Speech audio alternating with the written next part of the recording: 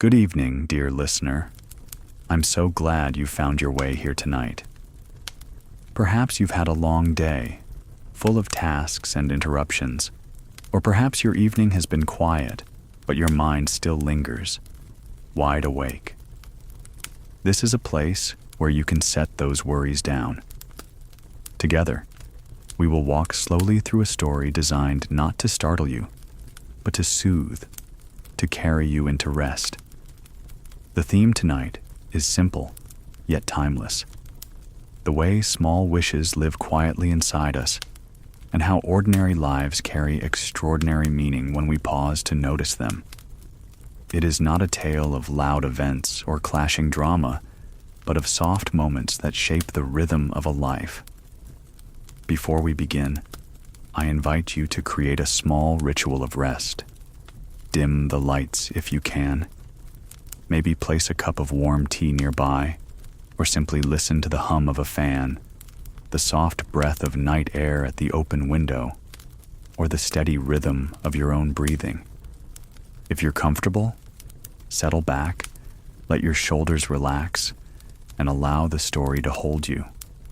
And as we take this gentle path together, I'd be grateful if you'd let me know where you're listening from. Share a quiet hello in the comments. Perhaps even tap like or subscribe so this circle of calm can grow, connecting us across distances.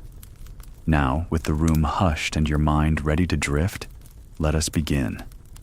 Our journey opens with the smallest of things, a wish, whispered only to the self. A secret wish lingers quietly in the still night. The night folds itself around the house like a soft blanket. The hour is late, though not yet past hope. Outside the window, the sky is a dark ocean, stars swimming in and out of cloud cover. Inside, the air is still, and the only sound is the faint creak of wood settling. It is in such an hour that a person feels the tug of something unspoken, not urgent, not loud, but steady, like the faint pull of the tide. This quiet longing is not for riches, nor for anything that would make headlines. It is for something smaller, almost ordinary, a chance to be remembered, a moment of belonging, the hope that tomorrow might bring a gentler task than today. Wishes like these do not often make themselves known in daylight. They wait until the house is hushed, until even the lamp has been turned down to a dim glow, to step forward in the mind. In a corner sits a keepsake, an old photograph, edges curled, or perhaps a seashell carried back from a long-ago walk. The hand reaches for it without thinking, brushing the surface, as if touch could stir memory into life. For a moment, the heart travels backward, to summers where voices carried across porches, or winters where firelight painted faces in warm tones. The wish is not to relive it exactly, but to know again that sense of being held within time, not standing apart from it. Soft rain at the window. The longing deepens with each breath. It is not painful. Rather, it has the sweetness of a lullaby half remembered. In the stillness, the body recognizes its own tiredness, yet the mind resists, spinning gentle loops around what could be. The longing whispers, "May tomorrow be kinder. May the world open just a little more easily. May someone notice the effort I have made, however small." And with that whisper comes a touch of shock, though not the jolting kind. It is the realization that so much of life passes unnoticed, that our quiet contributions, like drops of water on stone, shape the days without fanfare. This truth can feel heavy if thought of too sharply. But tonight, in this soft telling, it carries a different weight, the gentle gravity of meaning. A clock ticks faintly from another room. Each sound is an anchor, pulling the listener away from racing thought, grounding them in the present. Between ticks, there is silence, a silence large enough to hold longing without judgment. The body loosens further, eyelids heavy though the story continues, each sentence a step down a winding stair. A sigh escapes, unplanned. It is the body's way of letting go. The wish remains, but no longer tight in the chest. It rests now in open air, lighter because it has been acknowledged. The keepsake is placed back in its resting place, the photograph leaned again against the lamp base, the seashell returned to its bowl. Hands fold quietly in the lap. Outside, a breeze stirs the leaves. Somewhere far off, perhaps a train sounds its horn, carrying travelers into darkness. Life moves on even in the quietest hours, yet here inside, there is stillness enough to feel safe. The longing is not answered, but it is companionable now, no longer sharp. It sits beside us like a gentle friend. Morning routines unfold like pages already known. The morning does not arrive so much as it loosens itself, thread by thread, from the night. Before the light fully declares itself, there is a pale glow that gathers along the edges of the curtains, a hush that shifts its weight in the hallway, a breath that seems to carry warm tea before any kettle has sung. You lie still for a moment, letting the shape of the room reappear.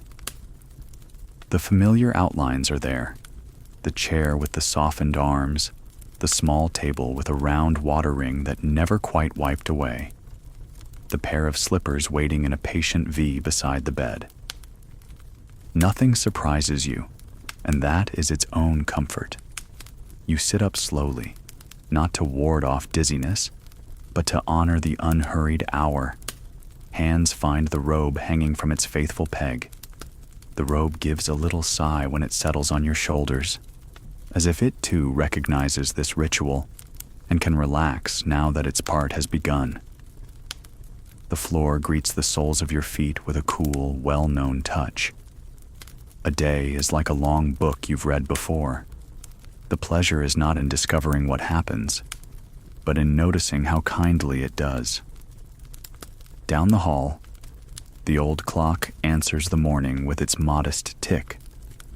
It does not demand, it does not rush, it marks. Each small sound holds a space where worry might have lived. And in that space is simply breath. You turn the latch on the window an inch and let in the first friendly air of the day. A careful breeze carrying damp garden earth, a hint of laundry soap from a neighbor's line, the faintest echo of someone raking gravel 2 houses over. You could name the street by its tones alone. In the kitchen, your movements remember themselves. The light by the sink clicks on with its comfortable click. The kettle lifts in your hand, heavier than it looks, the way old things often are. Water runs and settles. The kettle returns to its ring, and you set a cup near the edge of shadow, where it can watch the day arrive. The mug is the blue one, with the tiny chip on the rim, a flaw you aim away from your lip by habit, as natural as finding a chair without looking. While the water warms, you open the drawer where paper lives. The notebook lies where it always lies, held by a pencil that never rolls, because you flattened one side years ago, with a deliberate scrape. Today's list is not meant to conquer. It is meant to companion. 2 eggs, a little salt. Post office. Call Ruth about the casserole dish. Check the plants by the porch, especially the rosemary that sometimes sulks if the night ran colder than it should. You print in small letters, and the act itself slows your breathing, in a way no instruction manual ever quite managed. Steam threads the air. The kettle sings, but not sharply. You turn the flame down, as if to teach it politeness, and pour. Tea blooms or coffee deepens, either one arriving like an old friend who knows better than to knock. You hold the cup the way you hold the beginnings of a good idea, careful, grateful, and curious. Somewhere in the quiet, A sparrow practices 3 notes and then stops, as if deciding against flourish. You like that the bird does not insist. The table welcomes the cup with a soft clink. You sit. From this chair you can see a thumbprint of light traveling across the cabinet door, and then the light vanishes and then returns, the pace of a cloud at work. Dust floats but does not settle on anything you mind. It looks like the room is snowing in a way you won't have to shovel. The refrigerator purrs its steady, patient purr. You set your hand near the cup and let warmth reach into your palm until fingers remember softness. There is a list of small tasks, and there is a list beneath that list, made of moments that pretending not to matter has not diminished. You run a cloth along the table's lip where crumbs like to linger. You open the bread tin and slice from the end, not the middle, and catch the slice before it tips. A blueberry, determined to go its own way, rolls across the counter and disappears under the edge of the stove with a single, tidy decision. You smile for the runaway fruit and let it keep its secret. There will be others. The radio, if you choose to wake it, arrives as a room of quiet voices behind a door. The volume stays low. Someone says, "The weather," and the word "chance" feels like a soft promise rather than a warning. Someone else reads from an old book and pronounces a name you have not heard in years. And suddenly, you are young again. Or at least within touching distance of a morning, where someone whistled down the hallway and the smell of toast made peace with the day ahead. You turn the radio off and let the echo stay, which it does, good-naturedly. You stand, cup in hand, and make the short pilgrimage to the sink. The window there frames a picture you never tire of, a square of sky, and the top third of the neighbor's maple, the fence that sags at the far end like it has one hip, the clothesline that either means business or rests completely with no middle ground. The maple is already busy, making the day leaf by leaf. You watch for the familiar cat that likes to thread its way along the fence, tail writing its own cheerful grammar. The cat is late or simply not inclined. You understand both. On the counter near the toaster sits the letter you meant to mail yesterday. Its envelope has a polite patience to it, the way some relatives do at holidays. You touch the corner with one finger and imagine its small journey. The bin behind the counter at the post office, the hum of sorting, the long ride curled among 1,000 messages, the turn into another kitchen somewhere, possibly with a clock like yours. You do not rush, but you do not forget either. This is the kind of care your day is made of. Shoes wait by the door. You tie them by feel, not too tight, because there is no reason to challenge your circulation this early. The porch greets you with that mild wave of air unique to thresholds. It carries a short roll of distant traffic that sounds like the sea pretending to be asphalt. A bicycle ticks its freewheel as it passes. The morning paper sits its small weight on the step like a respectful guest. You pick it up and do not open it yet. You are not avoiding the world. You are letting it knock and then find you when you are ready. Back inside, you choose the good knife without fanfare and cut an apple into even moons. The knife knows the path to the board and back. Your hand knows the shape of the fruit to spare.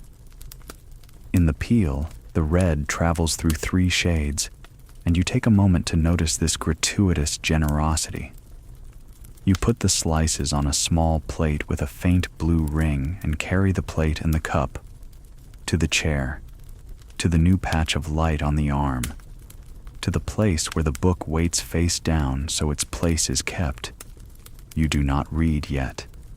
You look at the cover for a long minute and remember the day you bought it, not for the story alone, but for the weight of the paper, the way the spine felt like it could hold 100 liftings and then 10 more.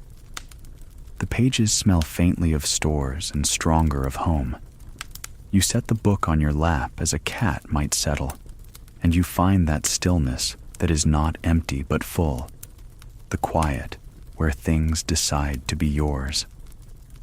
On the wall near, the bookcase hangs a photograph. It is not a grand picture. It shows a porch, maybe this porch, with faces that have softened in the sun. Someone's hand is half raised, not waving exactly, but about to. The frame has a nick in the lower left corner shaped like a comma. You run your fingertip along the wood and think how punctuation saves us from rushing. Even the nick is permission to pause. In the sink, 2 spoons companion each other as if even utensils prefer a friend. You rinse them because it takes 3 seconds, and because future you is also someone you care for. The sponge makes its soft hush, one of those domestic sounds built to calm the heart rather than thrill it. You rinse the cup and leave it upside down on the towel, a small, white-domed hill waiting for sun. Nothing you do here is wasted. Even the time between movements is a bridge to the next. You open the pantry and take stock without judgment. Enough to make soup, enough to sweeten tea, enough to share if someone knocks.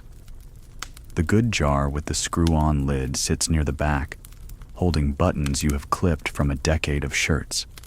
You shake it once, very gently, and it sounds like a polite rainstorm in miniature. You could find a pearl there if you needed to, a single ancient friend among the ordinary browns and grays. A soft scuff at the screen door draws your eye. The neighbor's cat has changed its mind about visiting. It places a careful paw against the mesh and blinks. You open the door precisely as far as you need to, say good morning, and the cat accepts the greeting with a whiskers nod before choosing not to come in. You admire the boundaries. You respect the elegant decline. Mid-morning brings domestic weather of its own. The sun decides to keep company, slipping along the floorboards until it rests on the rug near your ankles. You move your feet to share the warmth and find you are humming, not a song so much as a sturdy thread of notes that holds the room together. You walk your list to the counter, place it beneath the small stone that traveled home in your pocket from a beach years ago, and let the list wait there like a friend who has brought a book to your porch and is happy to read while you nap. If there is a phone call, you answer slowly, voice still carrying the quiet from the sink and the window. If there is no call, you notice that the silence is actually full of agreeable citizens. The clock, the refrigerator, the faraway laugh, the geese writing their tidy V as they pass. You do not chase the geese with your eyes. You let them come into view and depart and trust they know their road better than you do.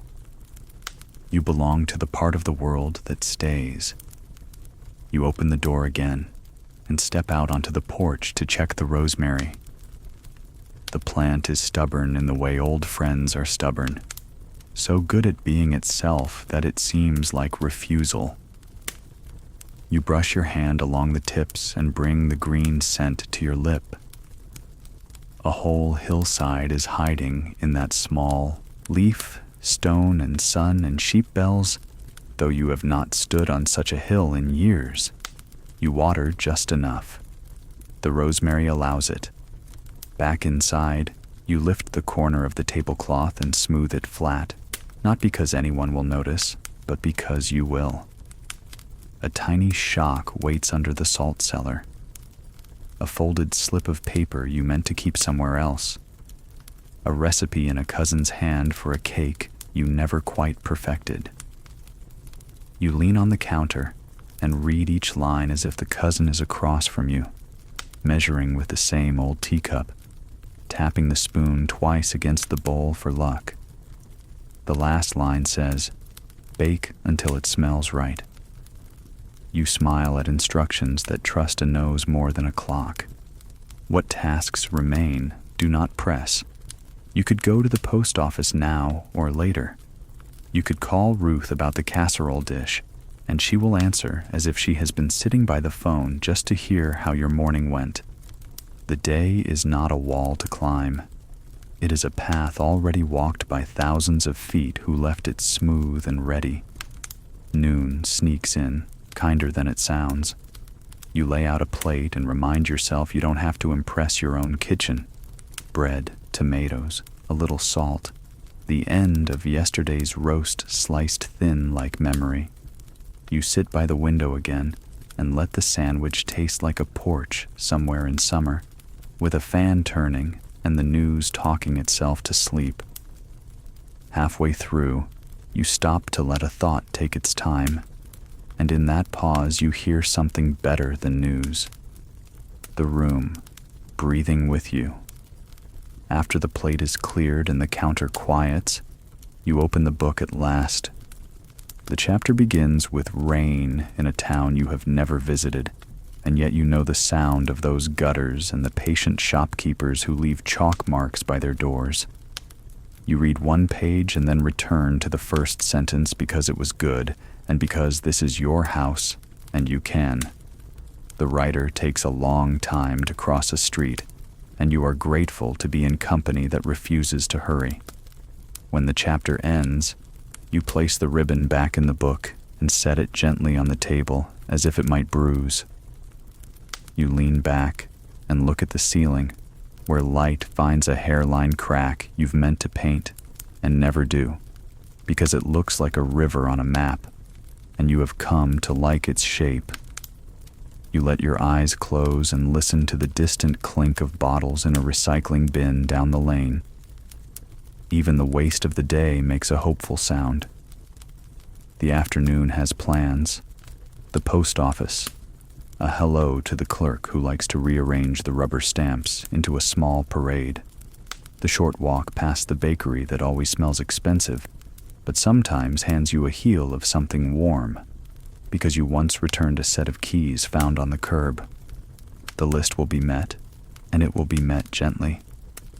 You do not armor yourself. You bring your ordinary kindness like exact change. Before you go, you glance again at the photograph on the wall. The raised hand seems a little higher now, as if time itself approved of the quiet work of mourning and chose to wave you on. You answer with a nod and reach for the keys in the bowl by the door. Keys that have never failed you, and therefore have no need to ring like bells when you lift them. They rest in your palm as lightly as trust. Out on the porch, the neighborhood is awake in the way a library is awake, alive without commotion. A child's scooter sighs against the curb. A dog considers a sunbeam and decides to move into it with wise deliberation. Somewhere a screen door closes with that gentle clap you have known since childhood, the sound of summer letting you go and then promising you a return. You step down one step and then another, and the ground feels sure. You walk the familiar path at a pace that allows birds to finish their sentences. The mail carrier sees you and raises 2 fingers, a greeting that says both good morning and no bills today in the economy of a sign language learned by streets. You wave back and your arm feels like it belongs to someone who trusts the day to be fair. A cloud passes over and leaves you a degree cooler. You accept the small gift without remark. At the corner, you pause not because you must, but because you can. The crosswalk paint is fading, and you admire the way it refuses drama in its decline. A leaf bounces from nowhere to land exactly on your shoe. You keep it there for the length of the next block, an unearned decoration, a little private joke you share with no one. When it finally falls, it does so as neatly as a page turned by an invisible librarian. The post office is the same as always, and also different in ways only regulars notice. The bulletin board has a new flyer for a yard sale, promising old records and a lamp with character. The clerk has traded the small cactus on the counter for a small succulent that looks like a set of green stars.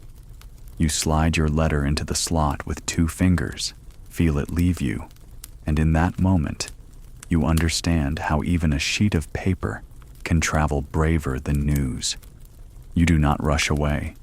You stand a second longer to hear the internal chute carry your words into the day's machinery. Back home, the door opens with its reliable, soft complaint, and you love it for speaking. The house receives you like it always does, without surprise, without ceremony, but with the kind of welcome you only recognize after years of acceptance. You set the keys back in the bowl, and they land where they were meant to land. The list waits under the beach stone. You lift the stone and draw a line through post office. The sound of pencil on paper feels like brushing crumbs from a good tablecloth. Afternoon light leans differently across the floor, long and pale, like memory taking a nap. You place a clean towel over the chair, back where the sun can warm it for later. You run water into a glass and stand by the sink as if it were a window. The glass catches light and gives it back in quiet, shards on the counter. You drink without thinking until the last swallow pauses and tastes like exactly what it is: enough. From somewhere, a wind toy clinks twice and then decides it has said enough for one day. The clock keeps its modest promise. The refrigerator purrs.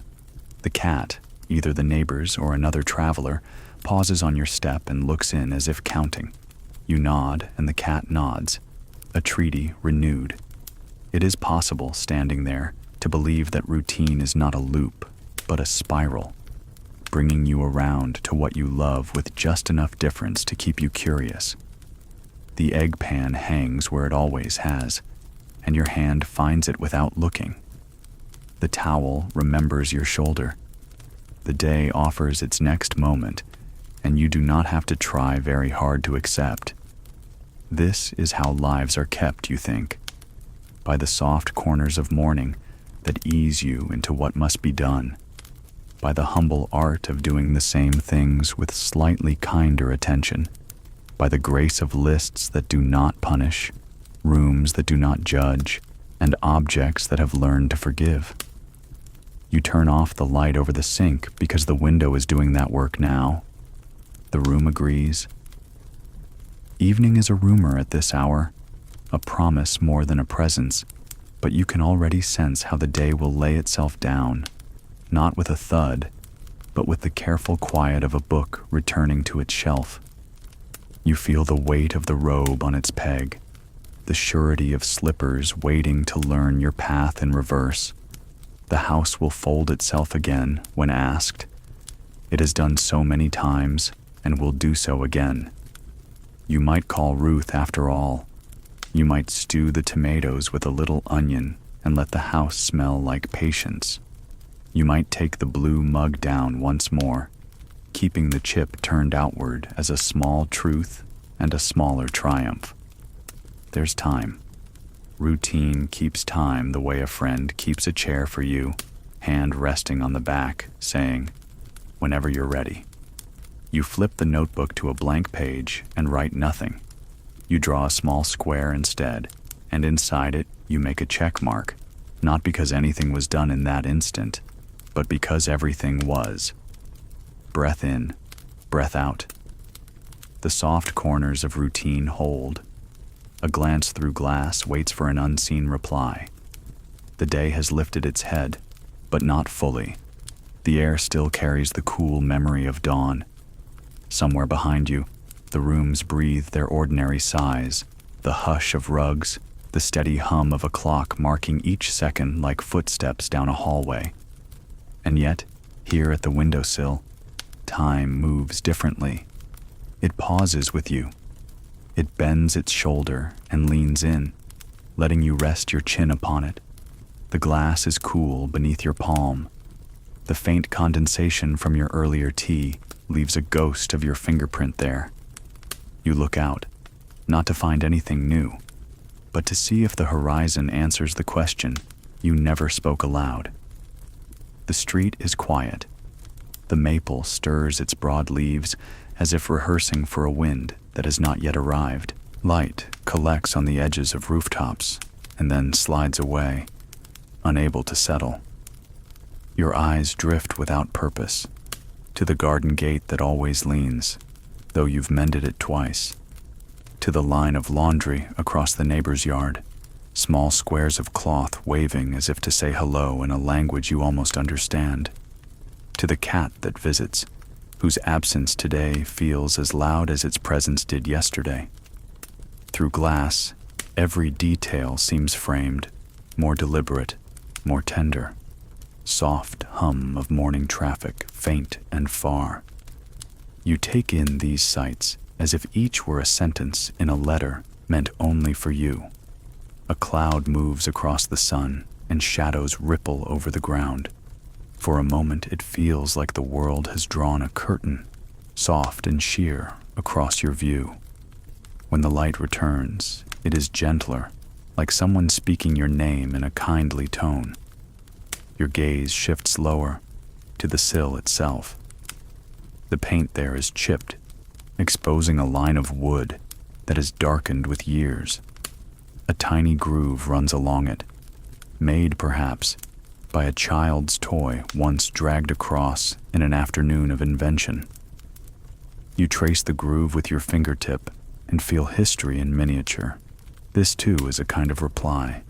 The house reminding you that time passes slowly enough to leave marks. The wish from last night stirs again, quieter now, softened by the warmth of tea and routine.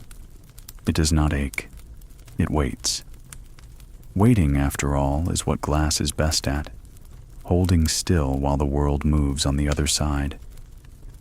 You realize how often you've stood here, and how each pause has been both different and the same. Different in season, in the clothing you wore, in the headlines folded into the paper on the step. The same in the way your body leans, in the way your breath fogs the pain, in the way silence seems to grow friendly once you let it. A sparrow lands on the fence, hops twice, then stills. Its small head turns sharply, eye bright and unblinking. It sees you. The recognition lasts only a second, but it is enough to make you feel less alone.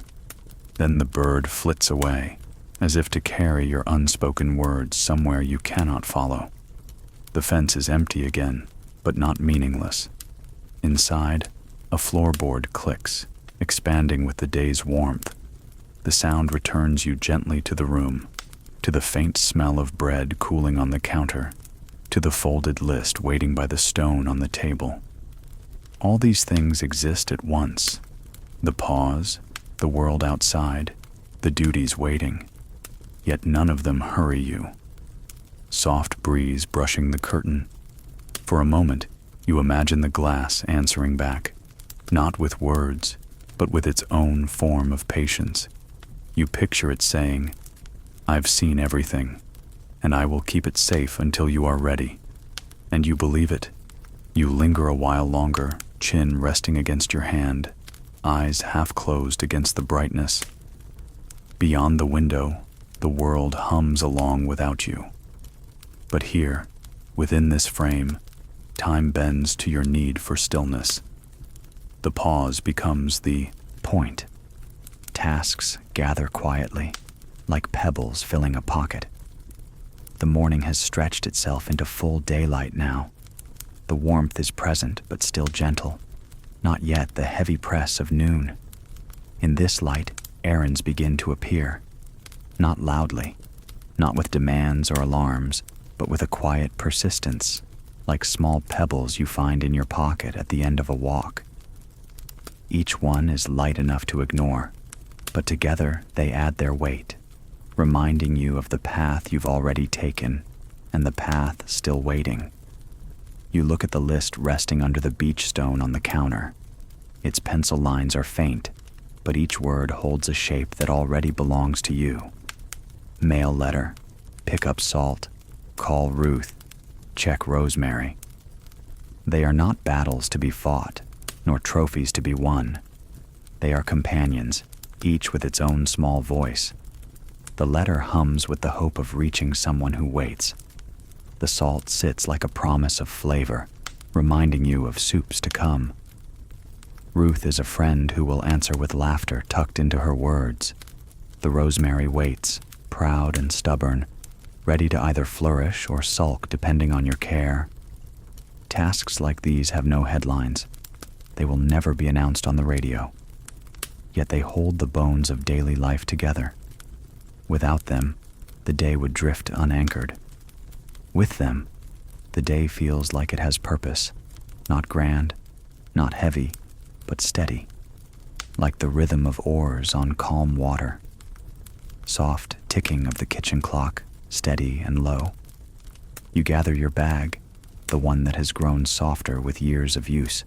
Its handles are shaped by your grip, its seams a little loose but still strong.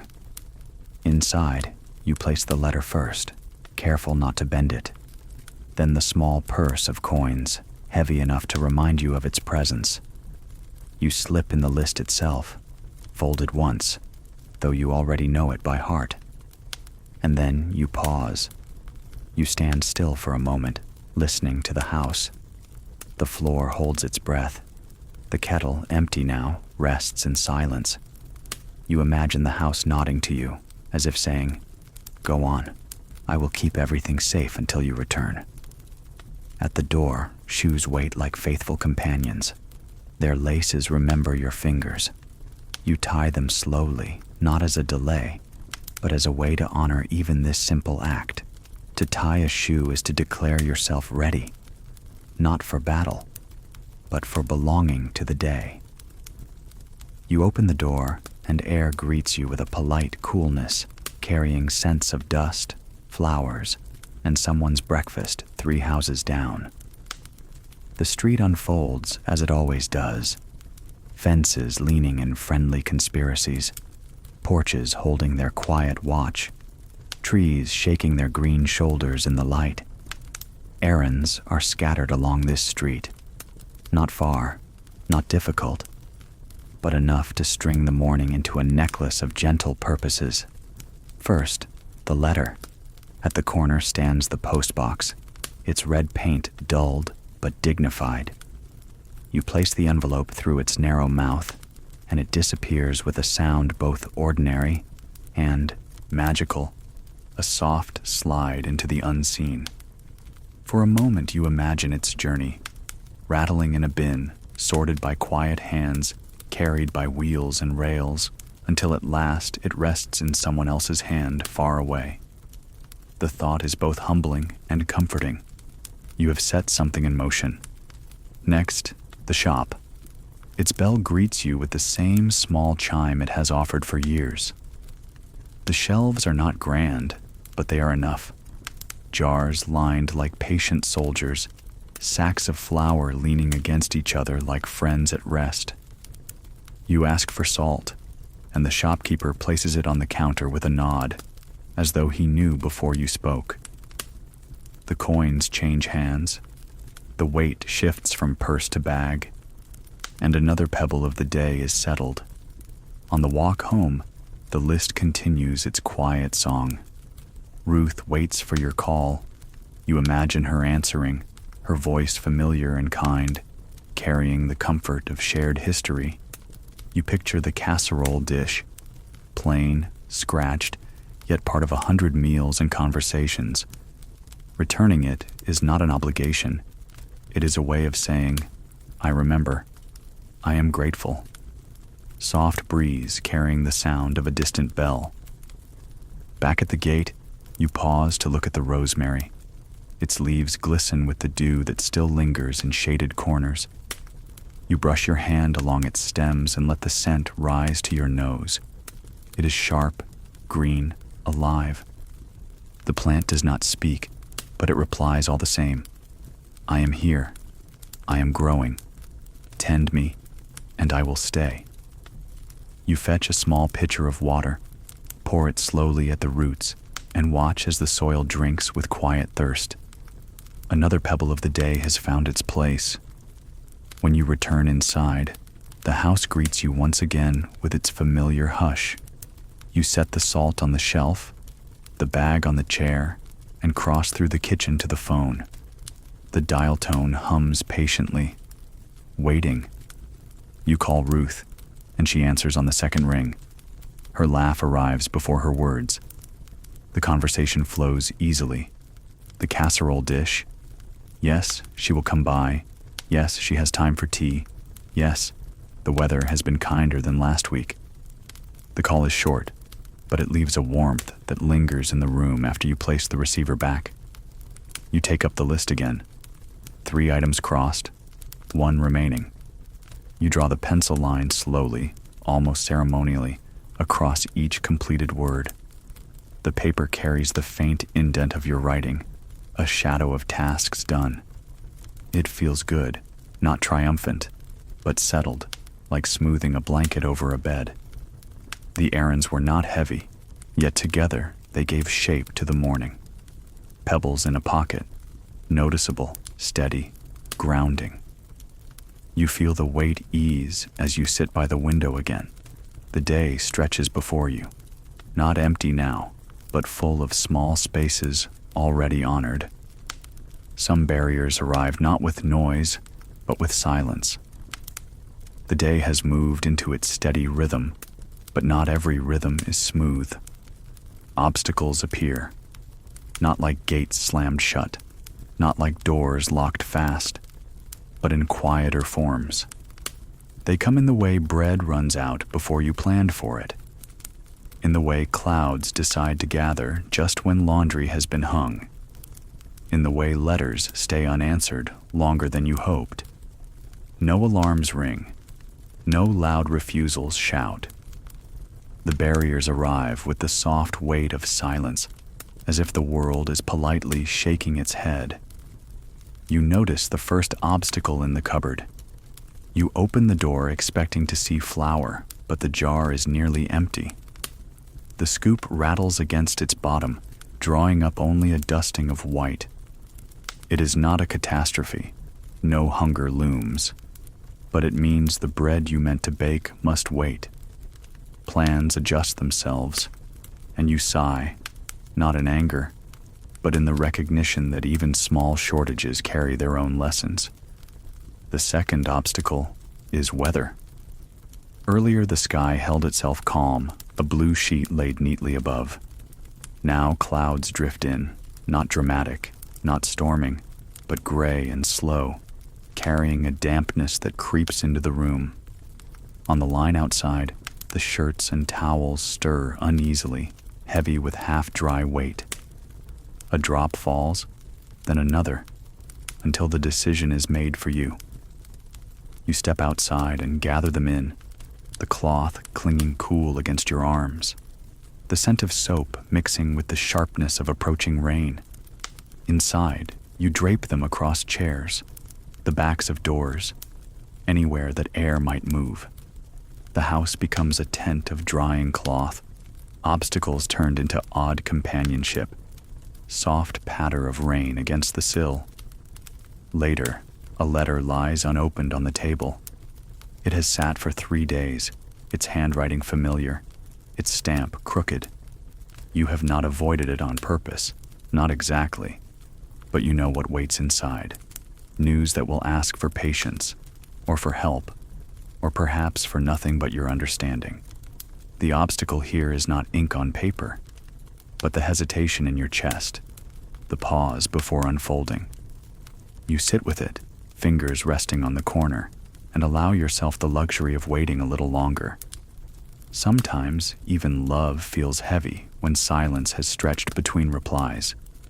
These obstacles do not shout, they whisper.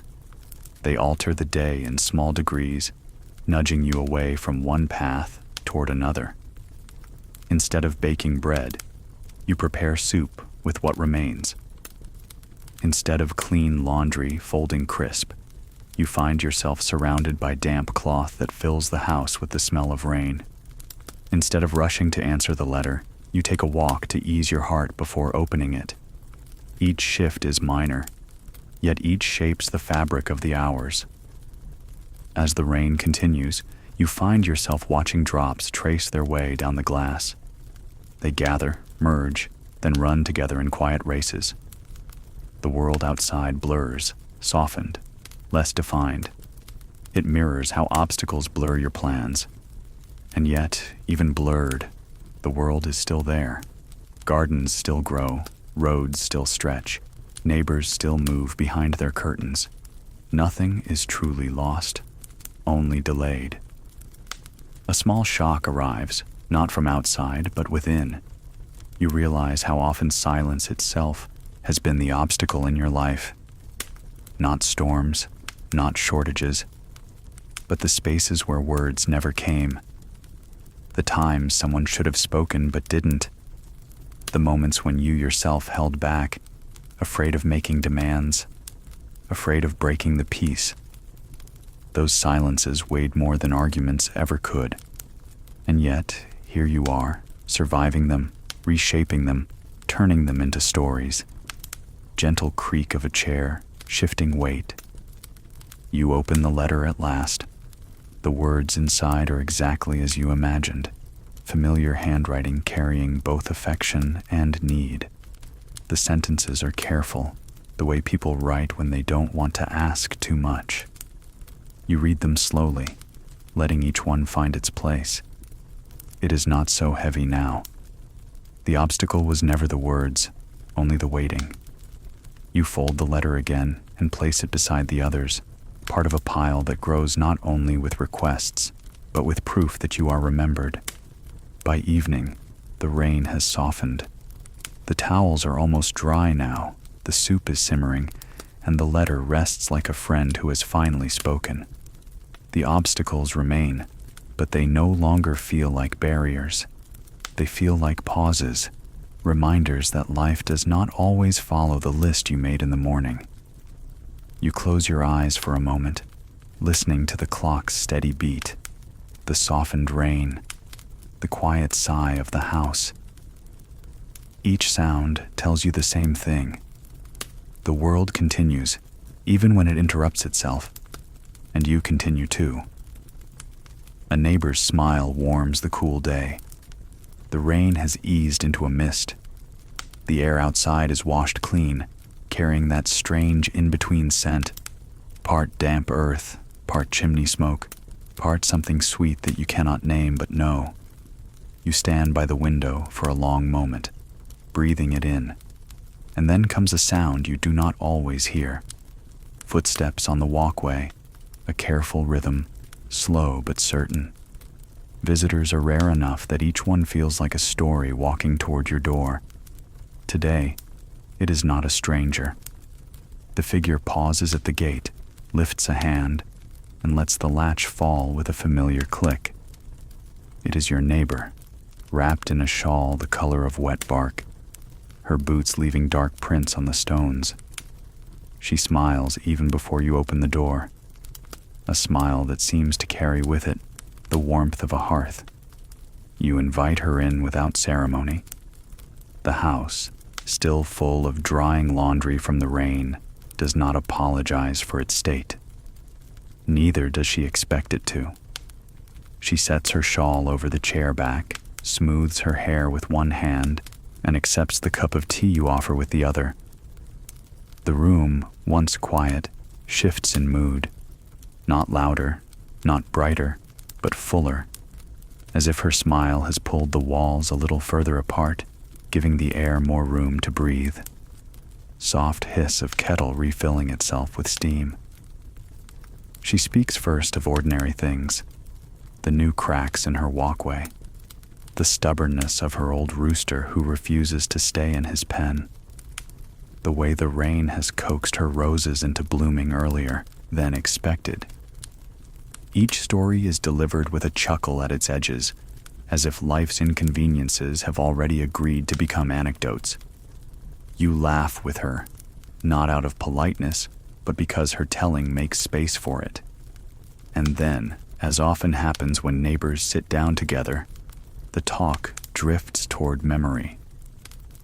She recalls the winter 2 years past, when snow piled high against her door and you carried soup across the street in a pot wrapped with towels.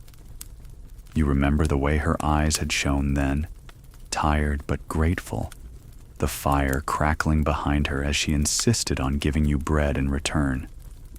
Today, she tells it again with more humor than hardship, and you both shake your heads at how seasons that felt so endless become only lines in conversation. Her smile never quite leaves, even when the topics deepen. She speaks of her daughter, who writes less often these days. She admits that nights can feel long when the house is quiet. You see how the smile is not only warmth, but a kind of armor too, a shield polished by years of practice, yet it does not fool you. It invites you closer into the honesty beneath. You nod, and she nods back, and words need not cover every silence. The conversation flows like a gentle stream, carrying little pebbles of thought. You trade recipes. She swears by adding a pinch of nutmeg to her stew. You confess to favoring thyme. You compare notes on the weather's effect on your gardens. You listen as she describes a bird that nested under her eaves, stubbornly rebuilding after each storm. And in all of it, the smile flickers, sometimes bright, sometimes faint, but always present, like a lantern whose flame leans with the draft yet never goes out. Gentle clink of cups being set on the table. There is a shock, though it arrives in the quietest way. She mentions, almost in passing, how she once thought of moving away years ago, when the loneliness pressed too heavily. She says it lightly, as if telling you about an extra errand. Yet the weight of it lingers. You picture her house empty, her chair by the fire abandoned, her laughter absent from afternoons like this. The thought unsettles you. You realize how much her presence has become part of the fabric of your days. You answer not with alarm, but with reassurance. You tell her the street would not be the same without her roses, without her stories, without her stubborn rooster, whose antics you hear even from your own porch. She smiles again, softer now, and you know the words have landed where they were needed. Hours slip by unnoticed. The tea grows cool. The rain outside dwindles to nothing, and the laundry draped across chairs dries in silence. When she stands to leave, you walk her to the door. Her shawl smells faintly of lavender as she lifts it from the chair. At the threshold she pauses, turns, and gives you one last smile, the kind that lingers like a lamp left burning in the mind. You watch as she walks back across the lane, boots pressing firm prints that will fade by evening. The gate clicks again, the latch falling into place. The street resumes its hush, but the hush is not empty now. It is filled with the echo of her presence, with the reassurance that you are not as alone as you sometimes fear. Patience mirrors back a calm we hope to hold. The day has lengthened into its slower hours, the kind where light leans long across the floorboards and shadows stretch like tired limbs. The air outside is quieter now, cleansed by the morning rain, tempered by the soft passing of neighbors' footsteps. Inside, the house resumes its steady rhythm. The clock's hands slide forward. The refrigerator hums. The curtains breathe in and out as the breeze explores their edges. This is the hour when patience comes to sit beside you, uninvited, but never unwelcome. Patience does not knock. It does not clear its throat or demand your attention. Instead, it takes the chair opposite yours and simply waits, resting its hands on its knees, steady and still. You see it in the way dust motes hang in a shaft of light, suspended in midair, unhurried to land. You feel it in the weight of the teacup cooling in your hand, steam now a memory, yet the warmth still lingering against your palm. Soft rustle of curtains drawn by a slow wind. It is during this hour that your neighbors visit, her smile, Her stories, her laughter, returns to your mind. You replay the small movements of her face, the way her eyes brightened when she remembered kindnesses past, the way her voice dipped when she confessed her loneliness. In her, you saw patience reflected, a woman who bore the silence of her rooms with dignity, who coaxed roses from reluctant earth, who accepted her daughter's absences without bitterness. She became, without intending to, a mirror of what you yourself needed to remember. Patience is often mistaken for waiting, but they are not the same. Waiting leans forward, tapping its foot, glancing at the clock. Patience leans back, folds its hands, and trusts that time will ripen in its own season.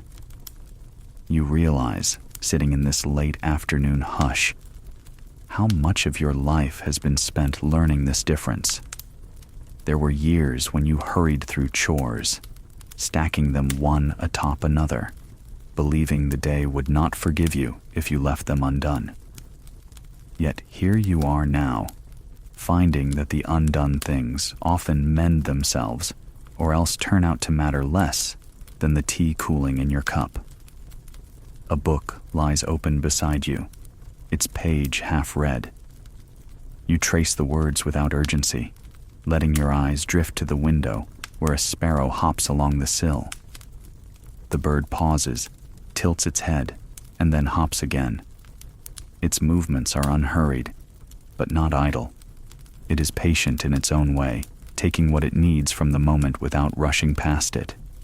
Watching it, you feel the lesson settle more deeply. Life does not reward haste nearly as often as it rewards presence. Gentle tapping of sparrow claws on the sill. There is a memory that surfaces now, one you had not summoned in years. You recall a morning long ago when you were young and restless, standing in a long line at the post office, shifting from foot to foot, irritated by the slowness. Ahead of you was an older man. His shoulders stooped, his hands rough from work. He waited without fidgeting, his gaze calm. When he reached the counter, he placed his letter down as if it were the most important act of the day. And perhaps it was. You remember thinking then that he looked like someone who had learned the secret to peace. Today, as you sit with your cooling tea in your silent house, you realize you have begun to resemble him. Patience mirrors back the calm we hope to hold. It shows us not who we are in moments of urgency, but who we are when urgency fades. You see it now in the folds of the laundry you gathered from the rain, draped across chairs and doors.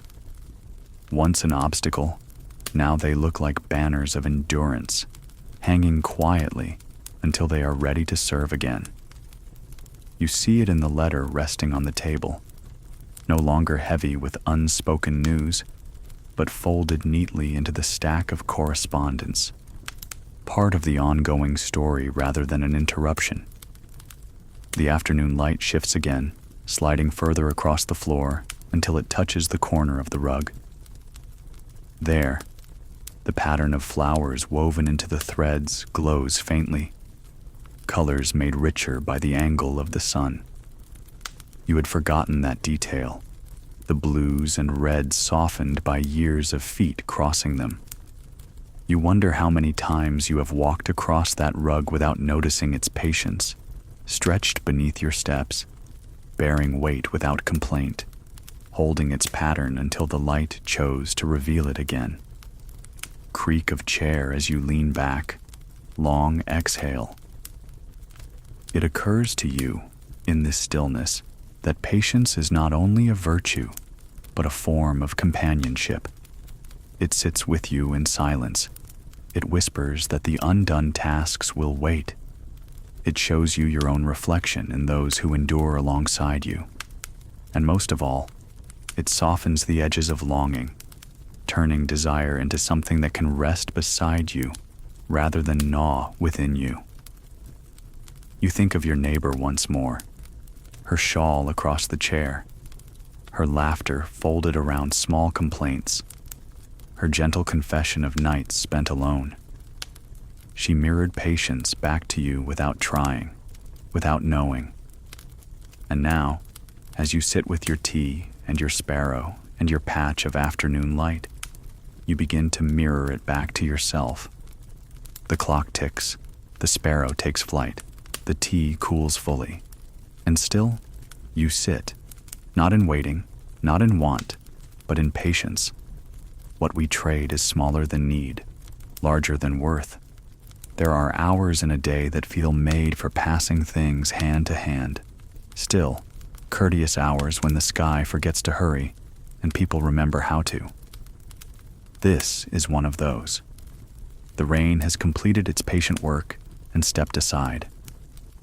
A soft light lies across the street like a linen cloth, just smoothed errands are behind you. Supper is not yet a question. Between the two sits a quiet window of time, perfect for exchange. You start with the smallest offering, a clean jar. It waited on your counter all morning, glass catching the light, lid set alongside like a little hat. You wiped it twice for no reason other than habit, and now you fit the lid, twist until it catches, and hold the jar up to the window the way a grocer holds a ripe peach. A jar is such a modest citizen, but it is fluent in the language of passing things on. Soup in winter, berries in summer, buttons in between. You place it in your bag, alongside a folded napkin and a sprig of rosemary wrapped in paper. Nothing grand, nothing heavy. Still, the bag looks like it intends kindness. Down the steps you go, shoes persuading gravel to its side of the path. The air wears that after-rain cool that makes every breath feel like you've done something right without remembering what. Across the lane, Ruth's porch holds its usual quiet court, a chair with a cushion that has finally forgiven last year's sun, a small table with a cup turned mouth down, a broom leaning as if it had been thinking. You tap the frame of the screen, a polite sound that travels just far enough. "Come on in," Ruth says before you've even spoken. The door has learned both your knock and your pause. Her kitchen smells like vanilla thinking about cinnamon. She's been baking, of course she has, and the counter is a field of cooling circles. She waves you toward a chair without ceremony and props the oven door open with a folded towel, an old trick that lets heat wander out at the pace you want your thoughts to. You set the jar on the table, then the napkin, then the rosemary. "For next time," you say, and she laughs, not at the size of the gift, but at its accuracy. She takes the rosemary to her nose, closes her eyes, and for a second, you see a hillside neither of you is standing on. Soft clink of a lid touching wood. "What do I owe you?" she asks, already knowing the answer. "If we start tallying," you say, "we'll never stop." She nods and slides a warm cookie onto the napkin you brought. "Then consider this receipt." The cookie sits there shining a little, as if remembering the oven. Conversation is the first exchange we ever learn, and the last one we forget. It begins with the usual steps. Both of you know the dance. You ask about the new crack in her walkway. She asks whether the neighbor's cat ever found its afternoon manners. You compare notes on the rain's ambitions, how it argued with the laundry, how it first scolded, then forgave the flowers. Everything said is small, and everything said is enough. The talk moves like a river through shallow places. Pleasant to watch, easy to wade. No one is trying to cross. You're simply letting the water touch your ankles. The jar stands between you like an upright comma, making room in the sentence.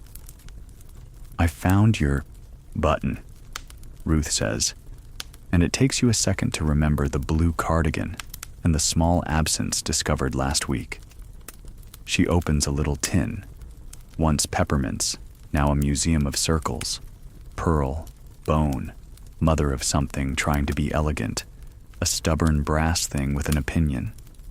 She plucks your button from the assortment, sets it in your palm. It is warmer than you expected, having borrowed heat from her hand. "Trade you," she says.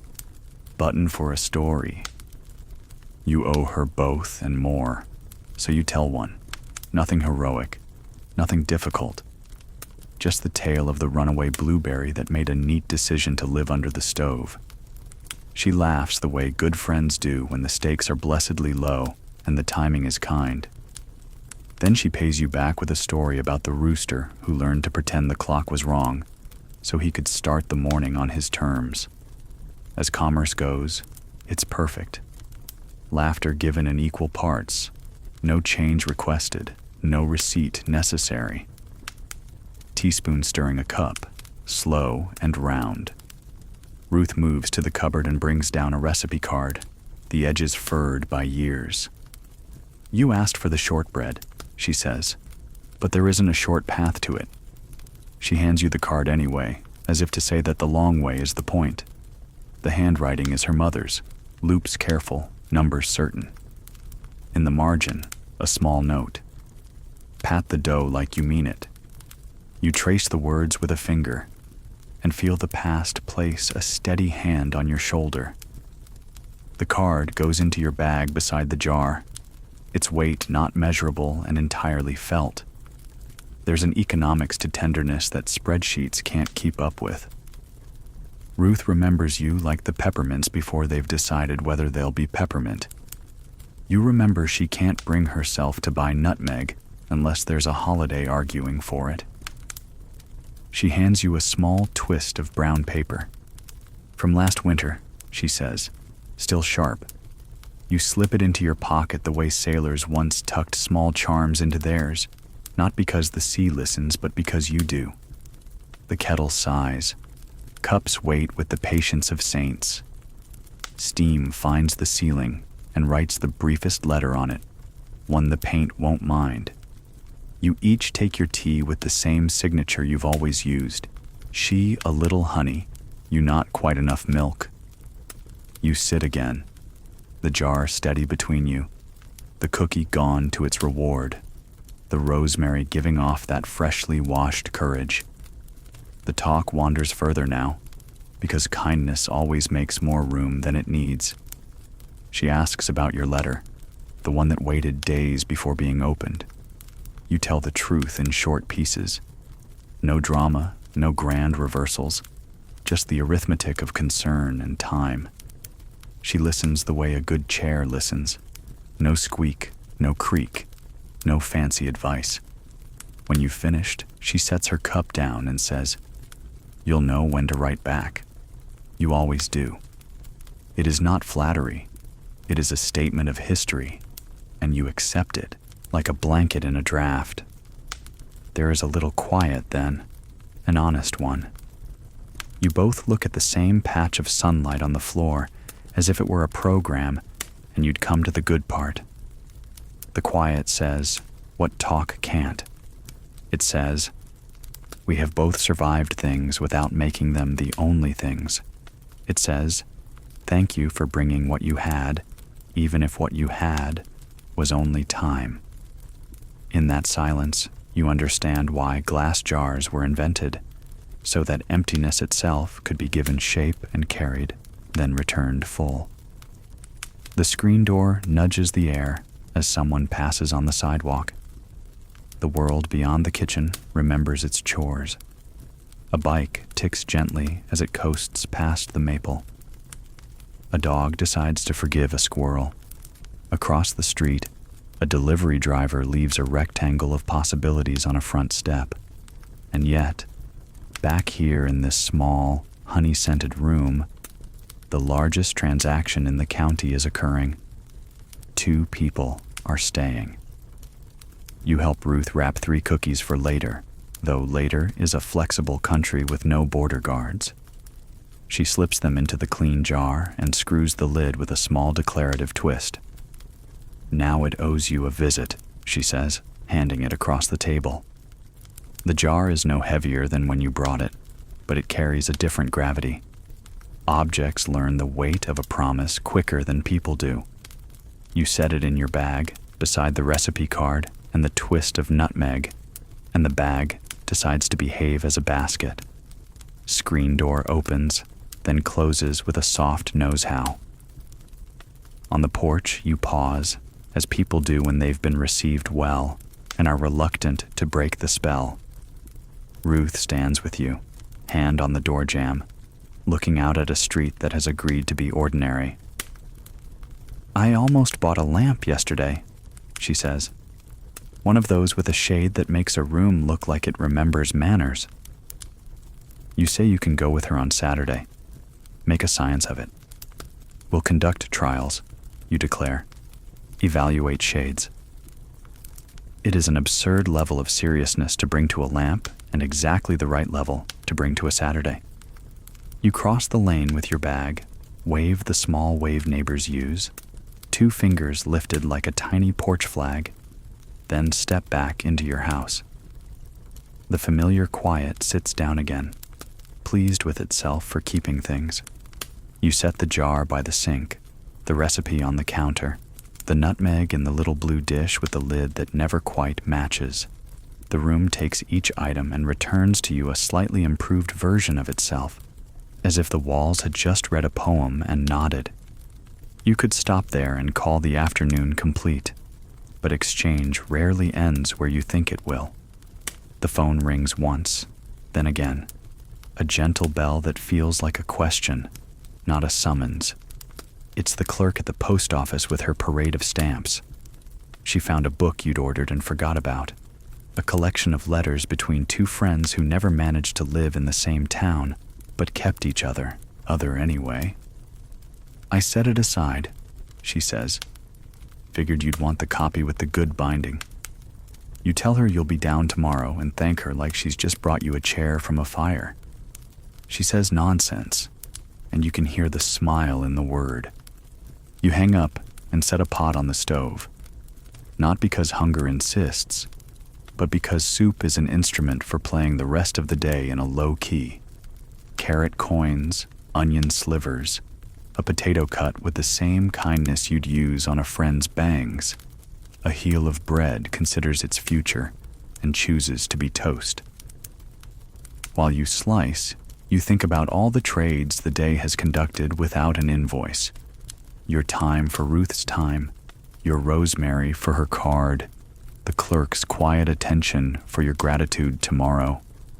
If there is a market for gentleness, it functions on trust and runs at a loss in the best way.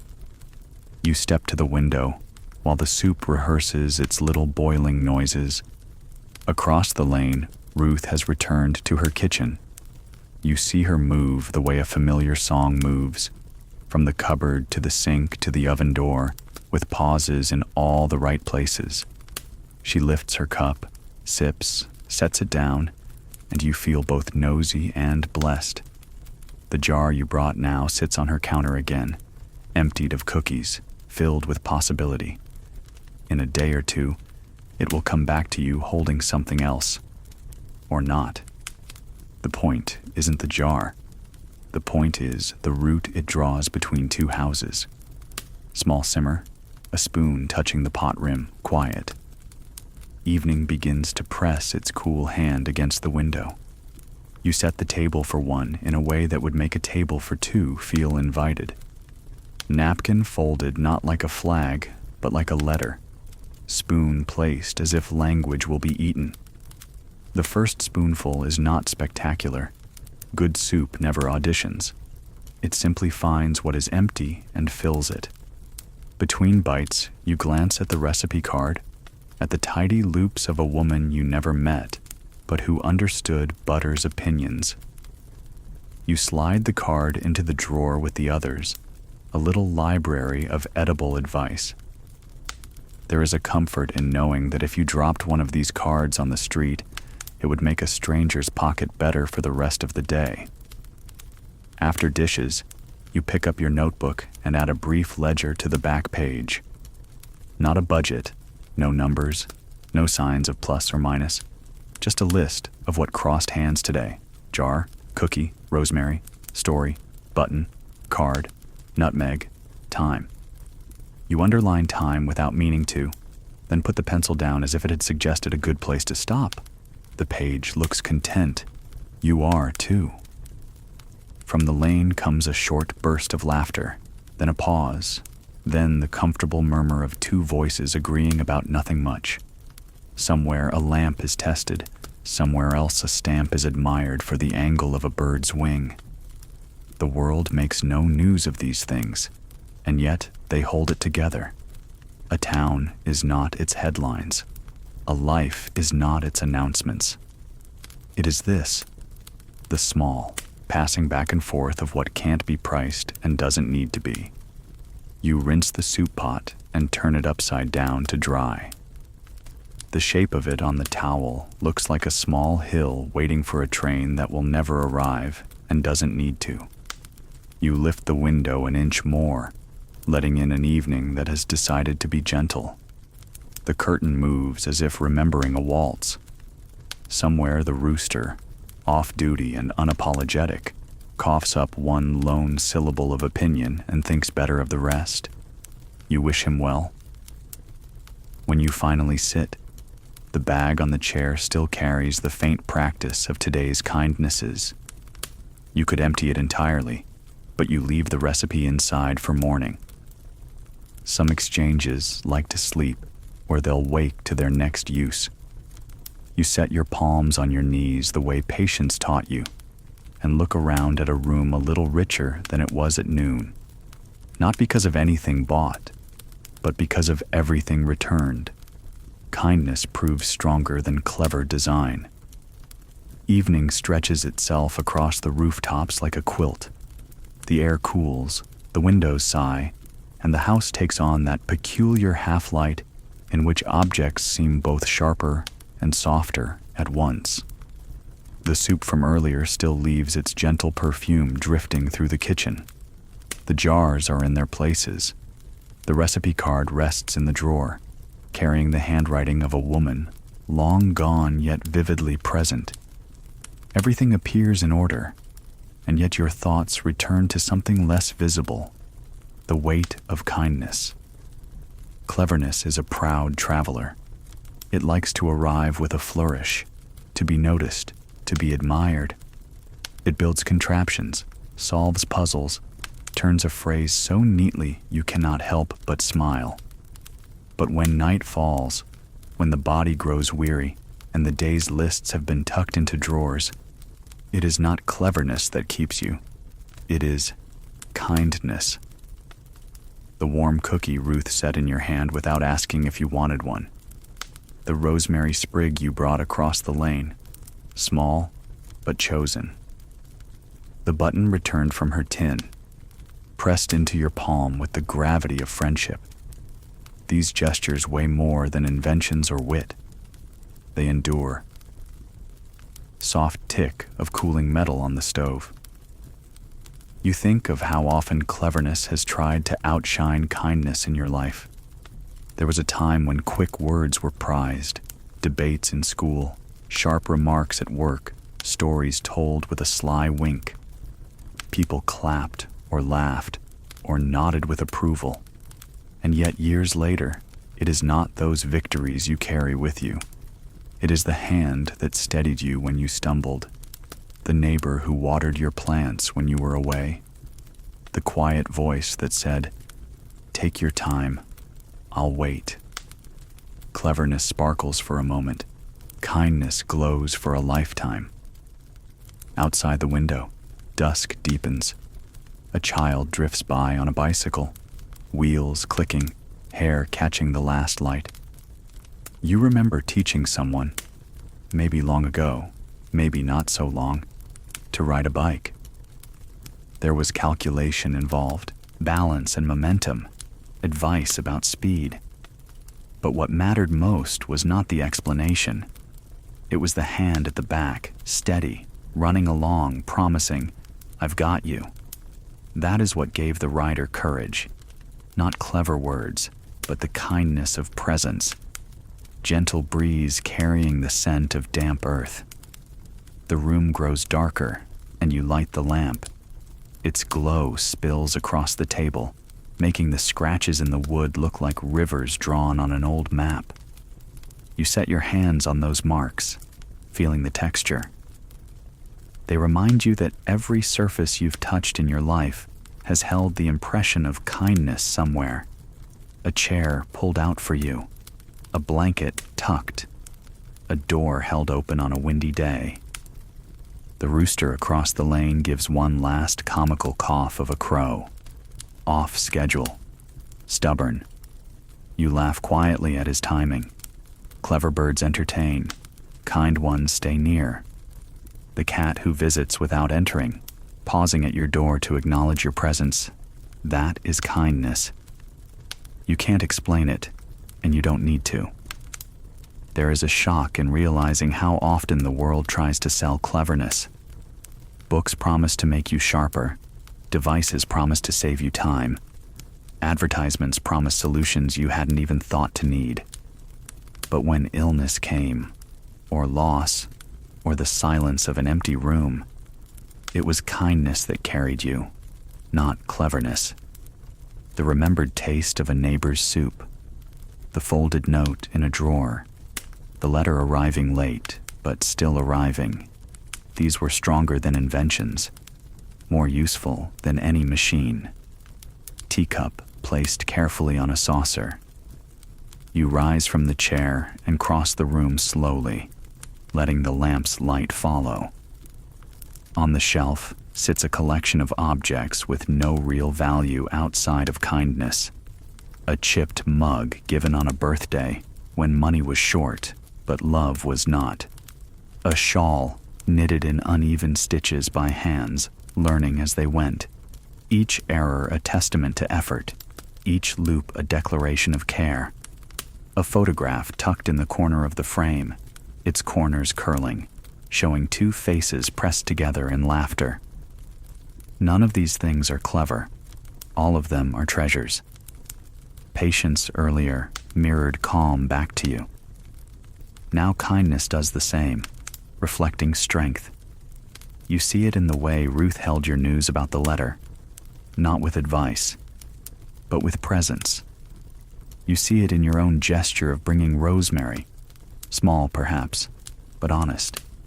Even in the silence between you, kindness was at work, stronger than any clever remark could have been. You return to your chair.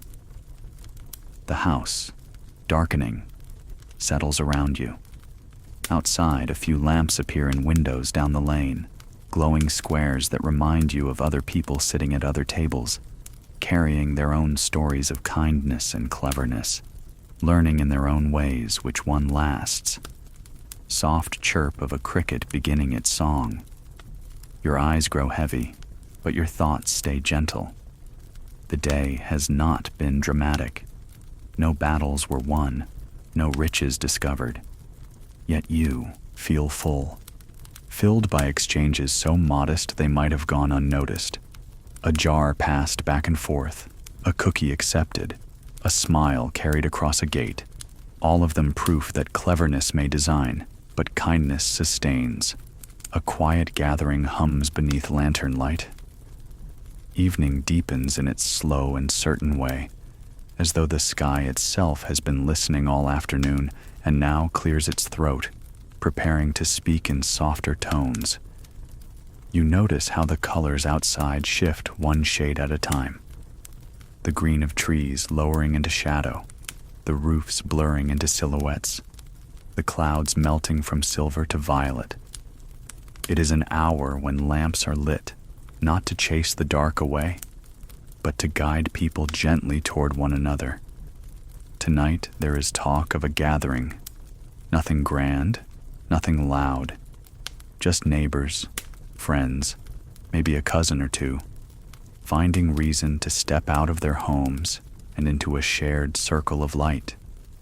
You are not certain what you will find there, but the thought of it stirs a gentle warmth, as though the night itself has invited you.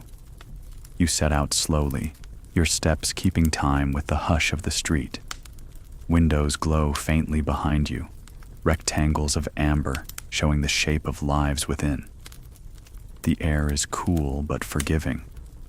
Far ahead, you see the promise of lanterns, small stars tethered to porches and branches.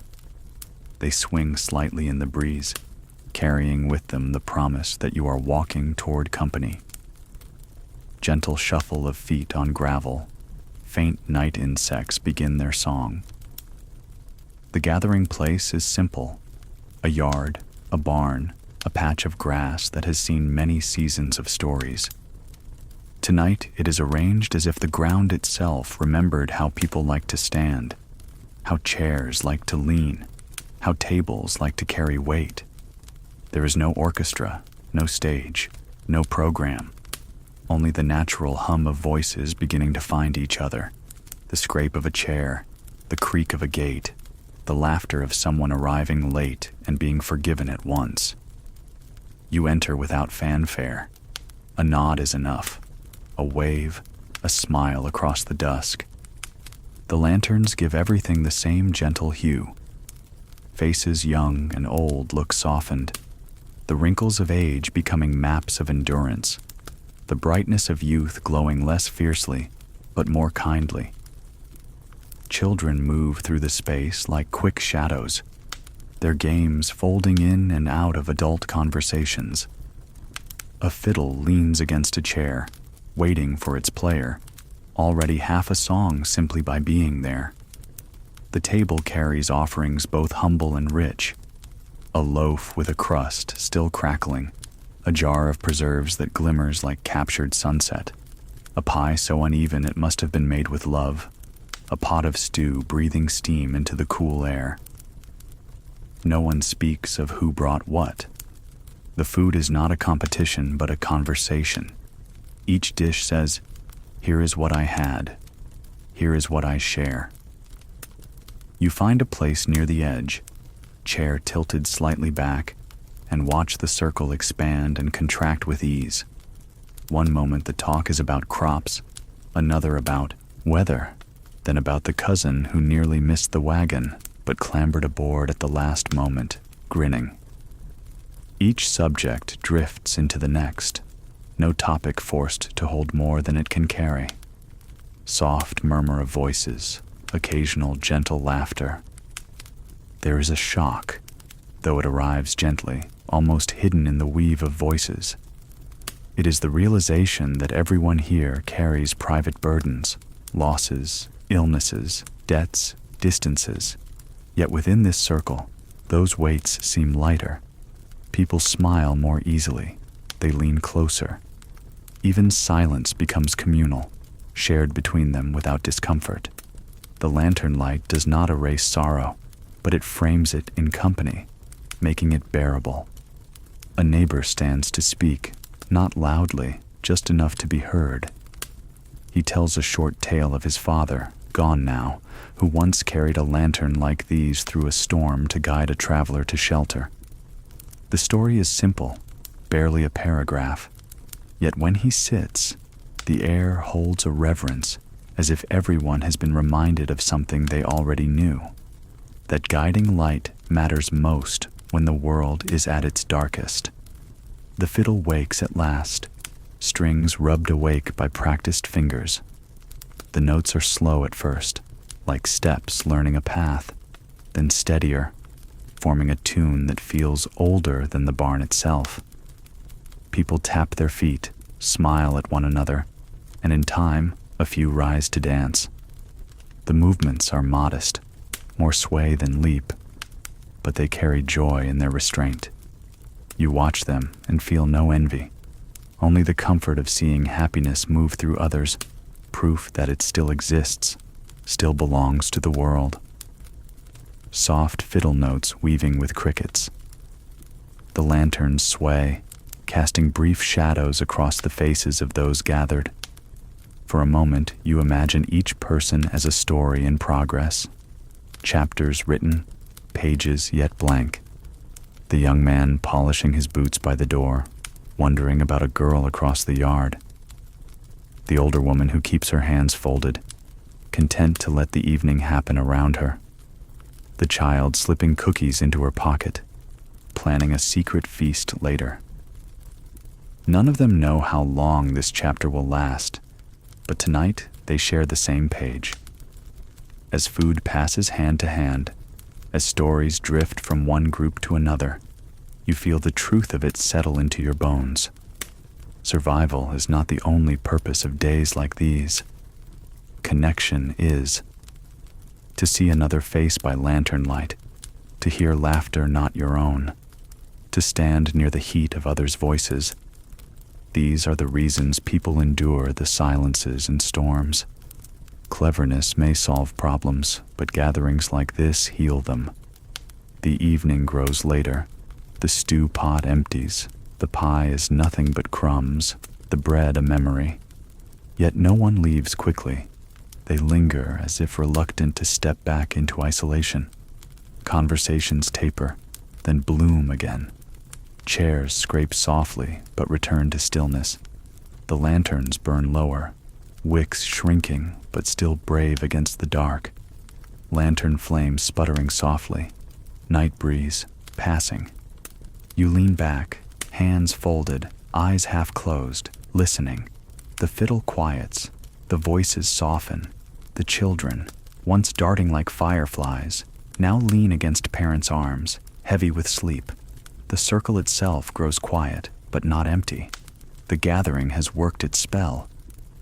Everyone will walk home soon, but tonight they have shared something unmeasured, uncounted, yet unmistakable.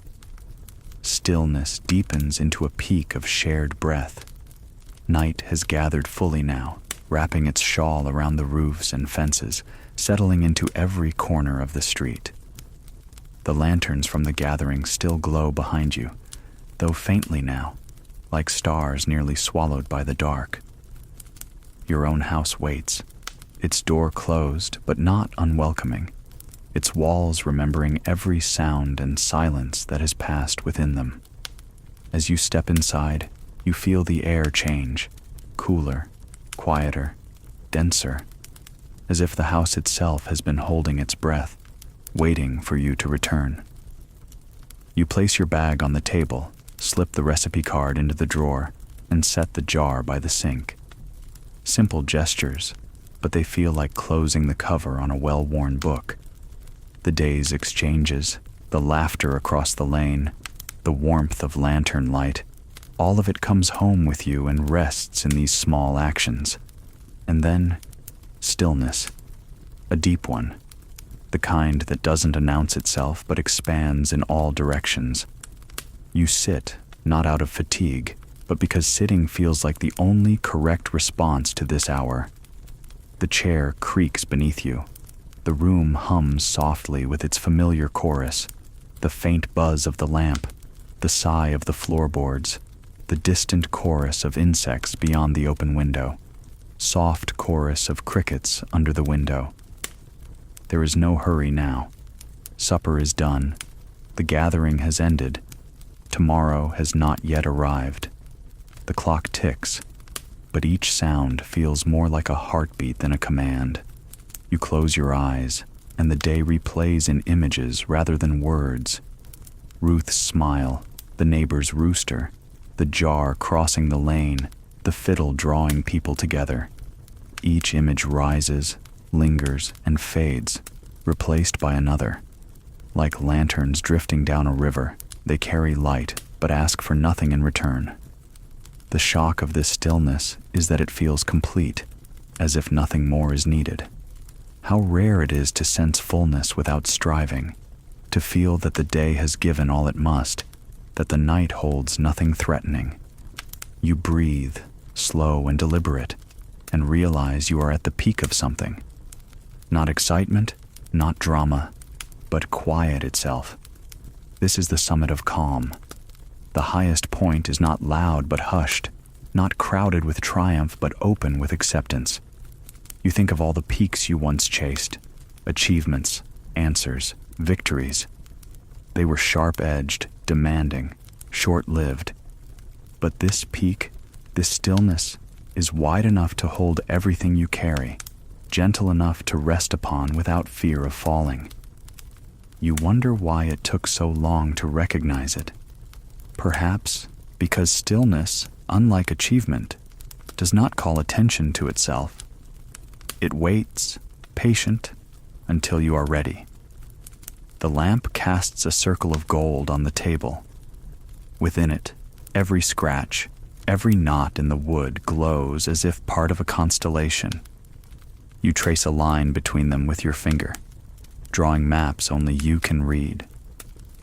This becomes another form of stillness, movement without urgency, creation without need. You connect knot to scratch, scratch to groove, until the table holds a secret geography that belongs only to this moment. Gentle sigh of house timbers settling. Your body notices what your mind nearly missed. Shoulders lower, breath deepens, hands unclench. Muscles, long in their work of holding you upright, begin to soften. Even your eyes feel lighter behind their closed lids. The stillness is not only around you, it is within you now, moving through your chest, settling into your bones. You hear, faintly, a night bird call from the trees. One note, then silence. Another, then silence again. It is as if the bird, too, understands that the peak of the night is not for chatter, but for presence. You nod slightly, a gesture the bird cannot see, but one the night receives. There is no cleverness here, no exchange, no errand, no obstacle, only stillness. Yet in this stillness you find more truth than in the busiest hours. You see yourself mirrored back as patient, resilient, capable of quiet joy. You see the neighbors not as distant lives, but as threads in the same cloth. You see the day not as a list of tasks, but as a woven whole, each thread necessary for the pattern to hold. Soft breeze shifts curtain, carrying a trace of night air. You realize that the stillness itself is a form of company. It sits across from you at the table, matching your breath. It holds your hand without weight. It whispers that you are safe, that the night is long enough for rest, that tomorrow can wait its turn. The peak has no banner to mark it, no trumpet to announce it, but you know you are here, at the crest of calm, where the breath slows and the heart loosens. It is a rare place, yet one you can return to whenever you remember that stillness waits just beyond the door of hurry. You linger here as long as you can. The lamp hums, the crickets sing, the house exhales. For a moment, you are both participant and witness, part of the stillness and apart from it, seeing how it cradles you. A folded paper brings a soft surprise. The house holds its breath. The stillness of the last hour lingers, stretched wide like a shawl across your shoulders. You think there may be nothing left to add to the day, nothing more that could enter without breaking the peace. And yet, as often happens in quiet hours, the smallest thing becomes the most important. It begins with a glance. On the corner of the table, beneath the lamp's soft circle of light, lies a slip of folded paper. You had set it there earlier, almost without thought, meaning to place it with the stack of letters, but leaving it aside. Now, in the hush of the night, its presence feels intentional, as though the paper itself has been waiting for you to notice. You lift it slowly, the creases already worn from handling. The fold opens with a soft sigh, and the paper reveals its message. Not long, not elaborate. A few lines in handwriting you know well, written quickly but with care. The words are simple. An update, a promise, a note of reassurance. The kind of letter that might have felt ordinary by daylight, but becomes luminous in the quiet of night. Soft brush of paper sliding open. The shock of the paper is not in what it says, but in how it arrives. So small, so unassuming, yet capable of shifting the entire mood of the room.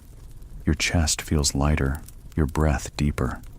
The day, already complete, finds itself unexpectedly enriched. You realize how easily we underestimate the weight of words until they arrive folded, carried across distance, waiting quietly to be read. You set the paper down, then lift it again, reluctant to let it rest too long. Each word feels like a lantern rekindled. You hear the voice behind them. Imagine the hand that pressed pen to page. Picture the pause before each sentence. You can almost sense the silence in which these words were written, a silence that now meets your own. The lamp's glow softens the ink, making it shimmer faintly. You trace the lines with your finger, not to memorize them. You already have, but to feel closer to the one who sent them. The curve of each letter is a kind of touch, crossing distance without sound. In the folded paper, you are reminded that absence can still hold presence, that silence can still speak. You lean back in your chair, paper resting lightly in your hand, and let memory flood in.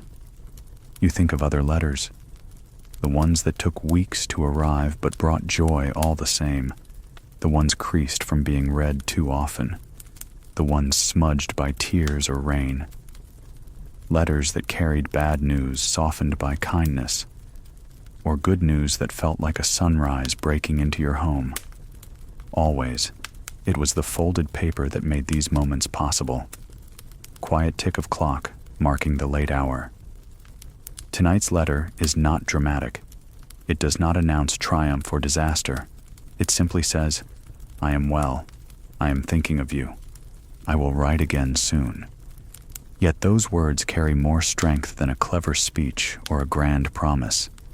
They bring the reassurance that life continues beyond your sight, that care persists even in distance, that connection is not broken by silence but merely delayed. You place the paper flat on the table, smoothing it with your palm, then fold it again carefully. The act of folding feels sacred, like tucking something safe for the night.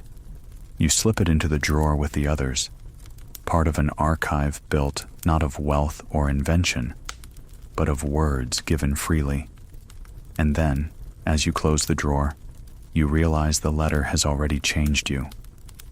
The fatigue of the day seems less heavy, the obstacles from earlier, the rain, the shortages, the hesitations, feel smaller now, softened by the reminder that someone thought of you.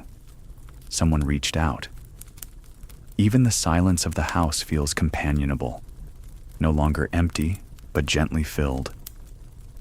Soft creak of drawer closing, steady hum of lamp. The folded paper has become more than a letter. It is proof of kindness, evidence of patience, a mirror of endurance. It reminds you that life is not carried forward by grand gestures alone, but by the steady rhythm of words sent, words received, words remembered. The night holds you in its calm embrace. You glance once more at the drawer, knowing that within it lies a collection of voices waiting to be heard again. Each folded paper is a bridge across time, a reminder that no one truly lives alone, not while words continue to travel between hearts. You let your breath deepen. The lamp hums, the clock ticks, the paper rests, and you too rest, strengthened by the simplest of gifts, a folded sheet of words that turned the stillness of night into the fullness of connection. Life bends smoothly, turning without break. The folded paper rests now in its drawer, and the house sighs as though it too has been comforted by the words. Outside, the night grows more certain, stars shaking themselves free of the last haze, the moon climbing her patient ladder. The clock ticks on, but the sound is no longer a reminder of passing hours. It is a steady reassurance, a metronome for the unfolding quiet. You notice something subtle as you lean back in your chair. The day has changed direction. Where once it carried you forward with errands, obstacles, and exchanges, it now eases itself into a gentler curve. The turn is not sharp, not jarring. It bends as a river bends, so slowly you barely notice, until you look up and realize the horizon has shifted. Life, it seems, turns smoothly when you allow it to. Soft brush of curtain against window frame. You think of the many turns your days have taken, some expected, others abrupt. There were times when a single phone call spun everything around, when a letter carried news that altered the very ground beneath you. But more often, the turns came quietly. A chance remark, a neighbor's smile, a folded paper left waiting. Tonight feels like one of those quiet turns. The path is curved, but so gently that you find yourself carried without fear. The folded letter has something to do with this. Words on paper, brief and plain, have shifted the weight of your thoughts. Where earlier you felt the press of obstacles, now you feel the ease of continuity. The assurance that tomorrow is not a wall, but a path bending forward. You rise from your chair and walk slowly through the rooms. Each one has its own rhythm, its own way of holding the night. The kitchen, with dishes stacked neatly, smells faintly of soup and bread. The hall, narrow and lined with photographs, hums with memory. Faces long gone but present in their frames, stories paused but not erased. The bedroom waits in its soft shadows, the bed turned down, the quilt folded like an invitation. Each room turns into the next without rupture, as life does when we let it. Gentle creak of floorboards under slow steps. You pause at the window overlooking the lane. The lanterns from the gathering have dimmed, but you can still see faint glows scattered like breadcrumbs leading back to laughter. A neighbor crosses her yard, shawl wrapped tight, her steps unhurried. Another stands at his porch, striking a match to light his pipe, the flare brief as a shooting star. These small sights remind you that everyone is turning too, each life bending in its own way through the dark, carried by rhythms unseen. It occurs to you then that smooth turning is a kind of resilience, to bend without breaking, to adjust without shattering. This is how people endure, not through unyielding strength, but through the gentle art of giving way when the path curves, like trees in the wind, bowing but not snapping, like rivers finding their course, carving quietly through stone.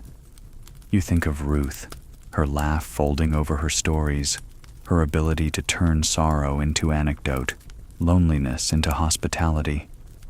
You think of your neighbor at the gathering, speaking of his father's lantern, a memory turned into a gift. Even the folded paper, written in silence, turned absence into presence. All of it proof that life's power lies not in straight lines, but in graceful bends. Soft sigh of night air slipping through window. The shock is not in realizing that life turns. You have always known that. The shock is in realizing how smoothly it can happen, how easily a heavy day can become a lighter night, how swiftly silence can become connection. You find yourself smiling, not at cleverness, but at the sheer mercy of gentle change. Back in your chair, you let the thought settle. The table is the same. The lamp hums as before, but you feel different, turned somehow, without effort. You imagine tomorrow already bending toward you, not as a burden, but as a continuation. Tasks will appear, obstacles too, but they will carry the memory of this smooth turn, reminding you that not every challenge arrives with a crash. Some arrive with a curve you can follow. Steady tick of clock, softer now. The house leans into its own turning. Shadows stretch in new directions. Corners soften, air cools. Even your breath changes pace, slower, longer, more assured. You sit in the midst of it, grateful for the bend, content to follow where it leads. Comfort settles in gestures more than words. The night has turned its face fully toward you now, calm and wide, stars clear above the rooftops, the air cooler than before. You return to your chair, letting the weight of the house rest around you, a familiar cloak of wood and shadow. There are no new letters to open, no visitors to greet, no chores demanding your hand. What remains are the gestures, the small motions of comfort that have carried you through this day, this evening, this turning of time. Comfort does not arrive with speeches. It does not demand applause or seek notice. It makes itself known in gestures, the smoothing of a napkin, the way you fold a quilt down before sleep, the steady act of lighting a lamp as dusk falls. Each gesture is a language of its own, more fluent than words, understood without translation. Soft scrape of chair legs against wooden floor. You think first of Ruth's shawl, the way she slipped it from her shoulders and draped it across the chair back, as if the chair itself deserved kindness. That simple motion had filled the room with her presence long before her voice or her stories. Later, when she lifted the shawl again and swung it around her shoulders, it carried more than fabric. It carried her warmth, her resilience, her laughter. That gesture said more than any goodbye. Then you think of the folded paper, smoothed by your hand, and returned to the drawer. The act of folding was itself a comfort, sealing the words safely, tucking them into the company of other messages that had carried you through darker days. It was a promise enacted silently. I will return to these words again. They will not be lost. The comfort was not only in the message, but in the motion of your hand, the deliberate act of caring for it. You recall your own gestures too. The way you carried a jar across the lane, a sprig of rosemary inside, as if herbs could stand for affection. The way you placed your hand on the table while Ruth spoke, not interrupting, simply anchoring yourself to her words. Even the way you tilted your chair slightly back at the gathering, signaling trust that the night would hold you. Each gesture was small, yet each built a scaffolding of comfort that words alone could not. Gentle rustle of curtain in night air. The shock comes when you realize how often you overlooked these gestures in the past. You thought comfort was in solutions, in advice, in explanations. You chased answers, convinced that clarity was the gift people most needed. But tonight, sitting in the hush of your house, you see it differently.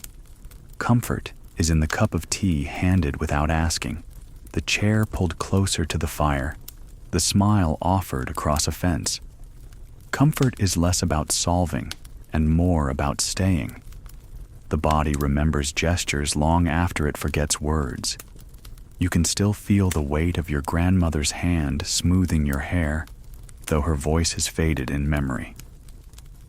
You can still picture the way a friend pressed an envelope into your palm, urging you to open it later, long after you forgot the exact words written inside. Gestures linger. They carry weight precisely because they do not announce themselves. Soft creak of drawer opening, then closing. You rise and walk slowly through the house again, testing this idea. In the kitchen, you run your hand along the counter where soup had simmered earlier, recalling the simple act of stirring. A spoon circling a pot is not dramatic, yet it feeds, sustains, soothes. In the hall, you pause by a photograph, your fingers brushing the frame. A gesture repeated countless times, each one a small acknowledgement of memory, of presence, of love. In the bedroom, you fold the quilt back again, smoothing it with both hands, not because it needs smoothing, but because the act itself is calming. Each gesture is its own prayer, wordless, yet profound. You return to the chair, your body easing into its shape as though it were made for you alone. Your hand lifts the cup on the table, though it is nearly empty. You sip anyway, tasting the faint ghost of tea, and find comfort in the gesture of drinking, not the drink itself. Clock ticking, steadier now, softer. Outside, the night hums with crickets. Across the lane, a window glows dimly. Perhaps Ruth is folding her own quilt, or setting a book aside, or placing her shawl on a hook. You cannot see her gestures, but you know they exist, mirroring your own. That knowledge itself is a comfort. The recognition that others, too, are moving quietly through their nights, making the same small motions that say, I am here, I endure, I care. The world, for all its noise and demand, is held together by these gestures, not by laws or speeches or clever inventions, but by the cup of tea offered, the quilt smoothed, the hand held, the jar passed back and forth. Comfort is exchanged more often than anyone records, carried in gestures too humble for history, but strong enough for memory. You sit with this truth, letting it rest on your shoulders like a shawl. The lamp hums softly. The air shifts gently. Your hands rest open on your knees. No words are needed now. Only the gestures remain, steady and sure, carrying you deeper into the night. Moonlight gathers what daylight left behind. Night has ripened to the hour when even clocks seem to tick more softly, as if the hands themselves had learned courtesy. The street outside has gone from quiet to hush, and the moon, unhurried and generous, lays a pale path across your floorboards. You do not turn on another lamp. You don't need to.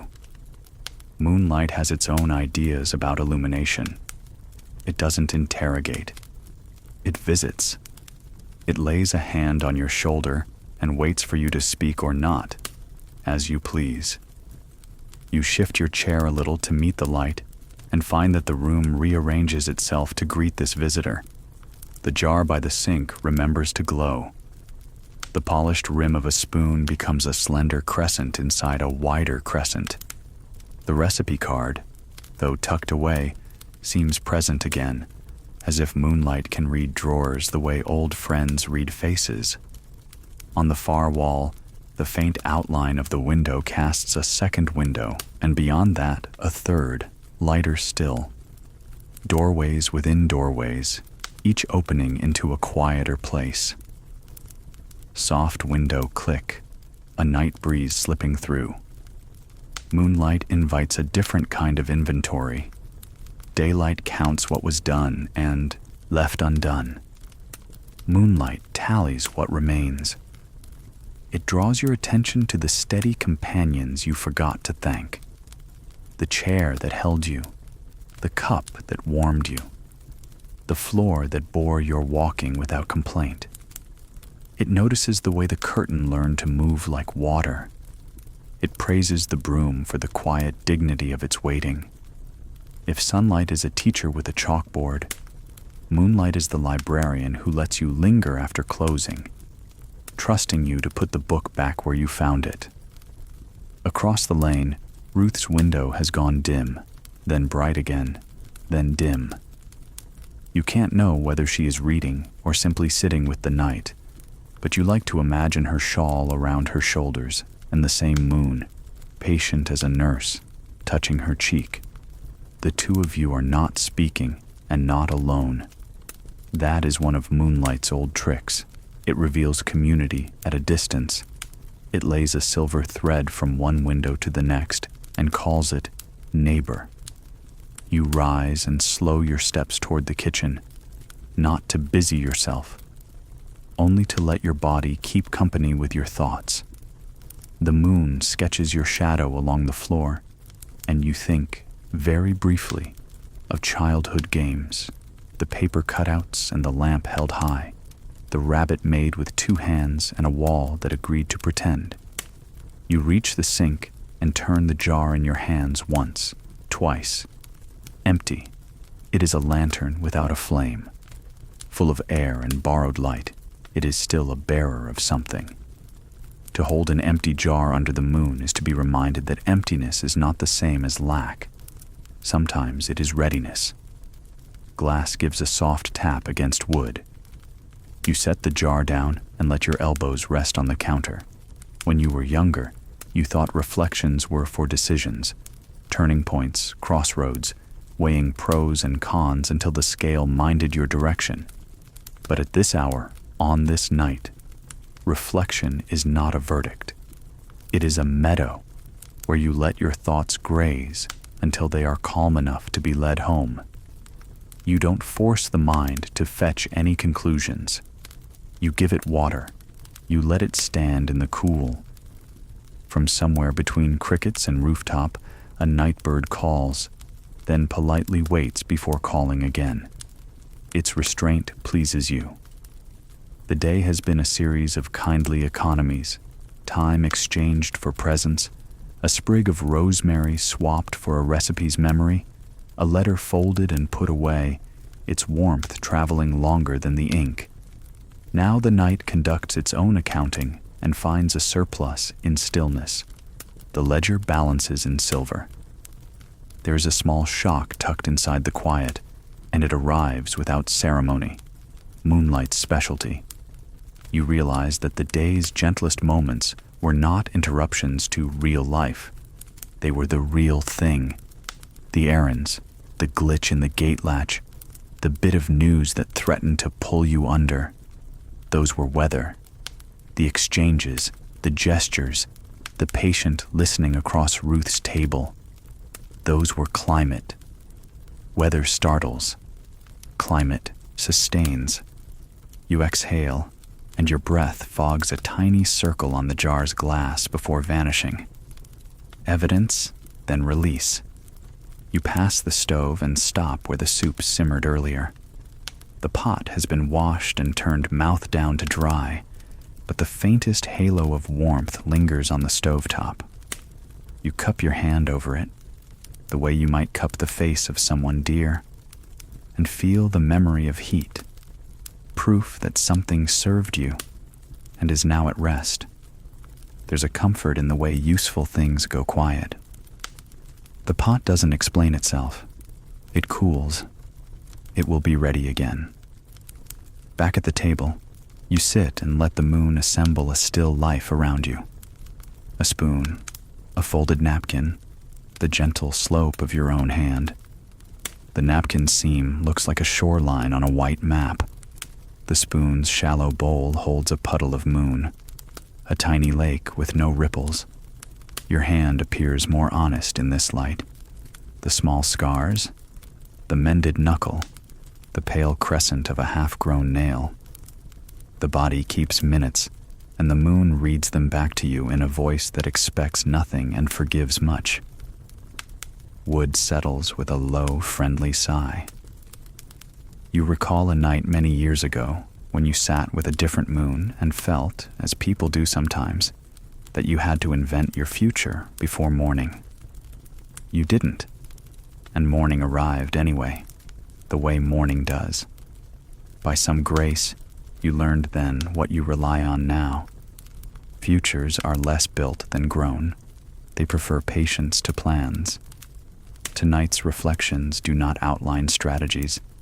They mark where the soil is soft, where the seeds of today might take root. Rosemary on Ruth's counter, letters sleeping with their cousins, the neighbor's fiddle leaning against a chair, its silence made of promise, not absence. In your lap, your hands learn a prayer without words. They open and rest. They close and rest. They lift and rest on the arm of the chair. A memory drifts through you. Someone teaching you to steady a cup with two hands, not one, so that the saucer wouldn't have to work so hard. You smile. You have come to trust any instruction that makes the load easier for everything involved. The moon inches higher, or perhaps the earth tilts a little more into the habit of night. Between them, the effect is the same. The silver brightens, then softens, then brightens again as a cloud thinks twice. You notice how the light finds sympathy with objects that earned their shine. The humble gleam on the fork's worn tines. The patient sheen where a palm has polished the table edge by years of leaning. Nothing glossy, nothing lacquered, only the shine honest work leaves behind. Moonlight loves this kind of proof. Short hush. Outside, a gate latch clicks and then is quiet. Across the lane, a silhouette crosses Ruth's window. The brief shape of a hand, then the fall of a curtain. You feel the small satisfaction of recognizing a friend's movement from the merest hint of it, as if moonlight runs a message service nobody pays for and everyone relies on. You lift your palm in a little answering wave she can't see. It doesn't matter. The gesture is a stitch.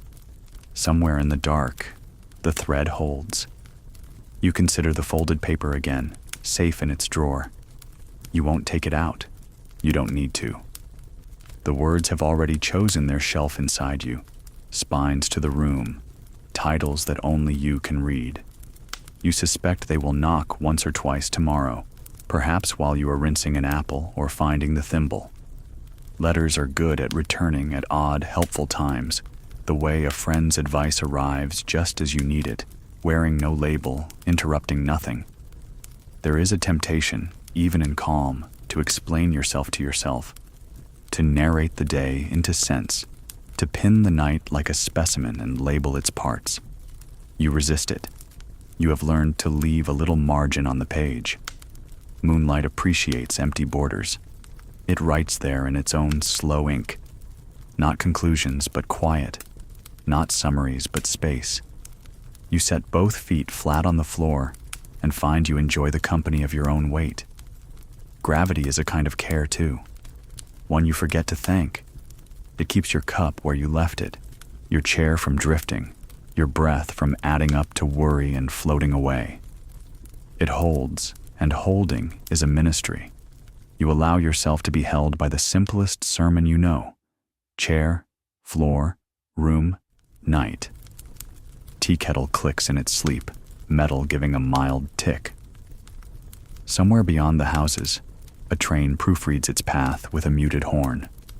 The sound loosens a drawer of old journeys in your mind. Platforms where you stood with a bag. Arrivals where the person you hoped for appeared looking exactly like themselves. Departures where you were the one who became smaller and smaller, then returned again large and intact. Every coming and going has its moonlight, even at noon. You didn't realize that then. You do now. A curious peace spreads across your chest, like someone laying out a map and weighting the corners with smooth stones. You see the day's route from morning's roughness to the soft landing of this hour. You could trace it for someone else if they asked. You could also leave it untraced and let the story breathe. It will be waiting in the morning with its own ideas about telling. You let your head tip back against the chair. The ceiling, washed in milk blue, looks nearer than usual, the way mountains look nearer when the air has been scrubbed by rain. You watch a shadow travel as a cloud goes by, and for a brief second, you sense the large, patient machinery of sky and moon, and turning earth working without rush or audience. The comfort is not that you understand it, but that you don't need to. It happens, and you are included. Slow breath in, slower breath out. Another small shock. How much of life is sustained by what asks nothing? Moonlight, cricket song, the blunt good sense of timber that expands and settles, without demands. The recipe margins written by a mother for a daughter she believed would be hungry. The polite pause a night bird takes between calls. The neighbor who says, "I'll wait," and means it.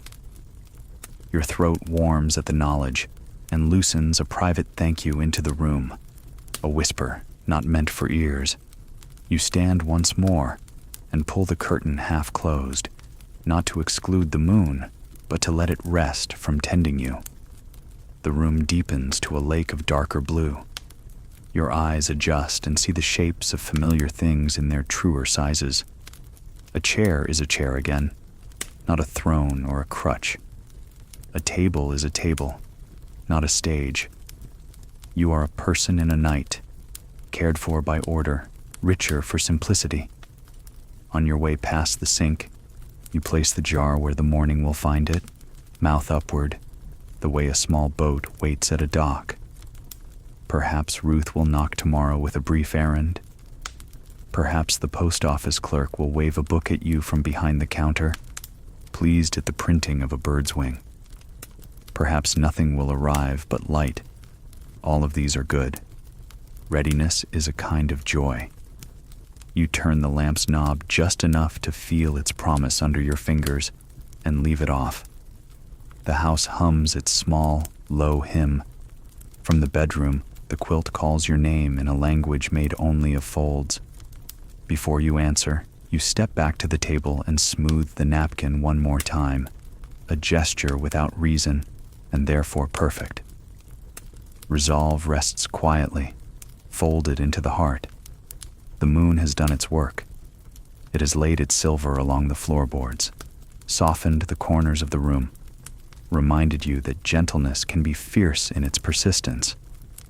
Now the house drifts into a deeper quiet, one that feels less like a pause and more like a decision. This is the hour when resolve takes its place, not loudly, not declared, but tucked within you, folded small as paper, steady as breath. You sit again at the table, not because anything awaits you there, but because it feels right to return to the center. The jar is where you left it, ready for tomorrow. The napkin holds its crease from your last touch. The air hums with the residue of moonlight, though the curtain has dimmed its glow. Everything appears ordinary, yet beneath the surface runs a current of certainty. Soft tick of clock, even and patient. Resolve is not the storming of gates or the raising of banners. It does not clench its fists. It leans back, rests its hands flat on the table, and says, "Yes, I will continue." It is a vow so modest it might be mistaken for stillness. Yet you know its strength. It has carried you through storms, illnesses, silences, and long waits at empty windows. Tonight it arrives again, folding itself into your chest like a letter into an envelope. You recall Ruth's words at the gathering, casual but true. We'll keep watch. We'll send word. We'll manage. That was resolve, spoken in the accent of everyday kindness. You think of the neighbor's fiddle, its tune winding into the rafters, coaxing even tired feet into motion. That was resolve too, music against weariness. You think of the folded paper resting in the drawer, its simple words promising another letter to come. Resolve written in ink, crossing distance. The shock is how quiet resolve is compared to the noise of fear. Fear shouts, lists, invents. Resolve answers with silence and presence. Fear stands at the door announcing every danger. Resolve sits at the table and waits with you until the knocking passes. Gentle sigh of night breeze brushing the window. You let your thoughts travel further back to other nights when resolve visited. A sickbed where you whispered, "We will see morning." A station platform where you told yourself, "This parting will not undo me." A winter when the cupboards grew thin, and you promised, "We will make do." In each moment, resolve did not shout, it breathed. And somehow, that was enough. Your hand finds the surface of the table again, tracing the constellations of scratches you mapped earlier. Tonight, they feel less like stars and more like tally marks, evidence of every meal prepared, every elbow leaned, every story told, each mark a proof that you have endured, that you will endure again. Resolve lives in these small engravings, these quiet witnesses to persistence. Soft creak of chair as you lean back. You close your eyes and imagine tomorrow. Not in detail, the tasks will make themselves known, but in shape. You see yourself rising, lifting the jar, stepping into the lane, greeting Ruth or the post office clerk or whoever the day brings. You see yourself stirring another pot, folding another napkin, smoothing another quilt. None of it heroic, all of it necessary. That is the shape of resolve, ordinary acts performed faithfully, again and again, until they add up to a life. The room accepts this thought with ease. No protest from the floorboards, no interruption from the lamp. Even the clock seems to tick in agreement. You breathe with it, letting each inhale carry steadiness, each exhale carry release. Resolve is not a weight, but a balance.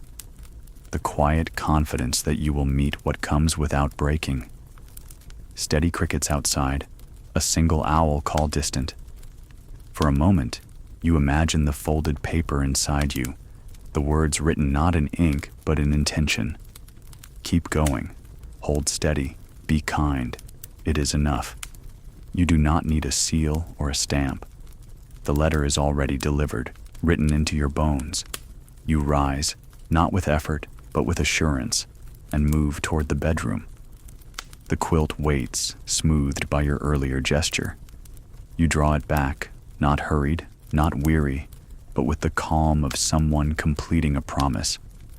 The pillow holds its familiar shape, the sheets cool against your hand. Everything is ready. Tomorrow whispers softly before it arrives. The quilt settles over you, like a tide rolling gently onto the shore. It doesn't smother, it enfolds. The pillow cups your head in its shallow cradle. Around you, the room has learned silence, not the silence of emptiness, but the silence of promise. The house breathes with you, its timbers sighing, its windows loosening faint clicks in the cool night air. And just at the edge of sleep, you hear it. Tomorrow, whispering. Not loud, not urgent, only steady, as if leaning in to remind you that the story has not finished. Soft stretch of wind combing through the trees outside. Tomorrow never announces itself with trumpets. It slips through the smallest openings, a breeze through a crack in the window, a train's low horn traveling miles of track, the faint ache in your shoulders that promises both rest and work ahead. It is always there, waiting at the edges of the present moment, leaning on the fence post, carrying no clock, only patience. Tonight, as you rest under the quilt, you feel tomorrow nearer than usual, not pressing, but humming in the background, like a lullaby you half remember. You remember the letter in the drawer, folded carefully, sleeping among its companions. That letter carries tomorrow inside it too, words written in another place, posted with the faith that they would arrive. A message launched into time, bridging absence with intention. It is proof that tomorrow is not just a waiting room. It is a bridge already being built, quietly, plank by plank. Drawer closes softly in your memory. Your thoughts drift to Ruth across the lane. Perhaps she is already asleep, her shawl folded at the foot of her bed. Perhaps she is still awake, a book in her lap, the lamp burning lower. Either way, she has carried her tomorrow into the night, wrapped it in her gestures, tucked it into her ordinary acts. You find comfort in imagining her listening to her own whisper, different from yours but tuned to the same frequency of endurance. The shock comes in recognizing how gentle tomorrow's voice is compared to the noise of fear. Fear tells you the path will be too steep, the chores too many, the silence too heavy. Tomorrow whispers the opposite. I will meet you where you are. I will wait until you rise. You need not chase me. I will arrive in my own time. The contrast startles you, but only for a moment before it eases into gratitude. Clock ticks once, long pause before the next. You think back to other nights when tomorrow's whisper was harder to hear. Times when the day's burdens seemed like they would never end, when exhaustion made even sleep feel unreachable. Yet still, tomorrow came. You opened your eyes, and there it was, waiting faithfully by your bedside, as though it had stood guard all night. You survived those nights, not because of cleverness, but because tomorrow refused to abandon you. You roll slightly, pulling the quilt closer under your chin, and the whisper grows clearer. It does not speak in sentences. It speaks in images. You see rosemary sprigs freshly cut, waiting to season another pot. You see the outline of a letter not yet written, its paper blank but ready. You see a jar set at the edge of a table, expectant, as though it already knows it will be filled. These are not commands. They are promises, gentle markers that tomorrow will bring its own offerings. Owl calls once, deep and far away. Your eyes grow heavier, yet you keep them open a moment longer to watch the moon's silver fade toward the west. Tomorrow has already begun there, in another place, moving quietly eastward. By the time it reaches you, it will carry the footprints of countless others who have walked into it before you. Neighbors, strangers, loved ones, all leaving their subtle marks on its surface. Tomorrow is not yours alone. It is a shared fabric, passed from one hand to another. The quilt holds your body. The pillow holds your head. Tomorrow holds your spirit. It does not rush you. It does not demand. It rests just beyond the threshold, waiting to slip in with the dawn. You exhale, long and slow, and feel the whisper move inside you, a breeze in your chest, a lullaby in your bones. The horizon softens, promising rest beyond sight. The night has thinned into its quietest hour, when even the crickets pause between their songs, as though listening for something finer than their own chorus. The house lies still, but not empty. It feels full in its silence, as though every wall, every floorboard, every folded letter in the drawer has leaned in close, keeping you company. You lie beneath the quilt, eyes half closed, aware of the hush settling over you, aware too of the faint hum of tomorrow waiting beyond the window.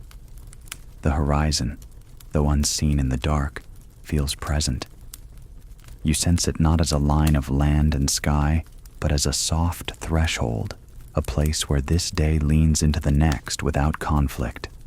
It does not demand you cross it tonight. It only assures you that it will still be there when you wake.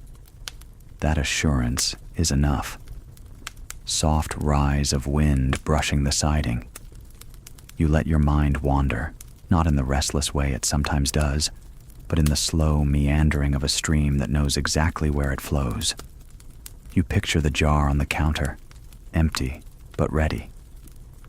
You see Ruth across the lane, shawl drawn about her shoulders, perhaps stirring in her sleep. You hear faint echoes of the gathering, the fiddle's thread of melody, the scrape of chairs, the warmth of laughter folded into lantern light. All of it feels closer now, carried forward into this final hour of the day. The horizon is not far, you realize. It is right here, stretched across your own breathing. Each inhale belongs to this day.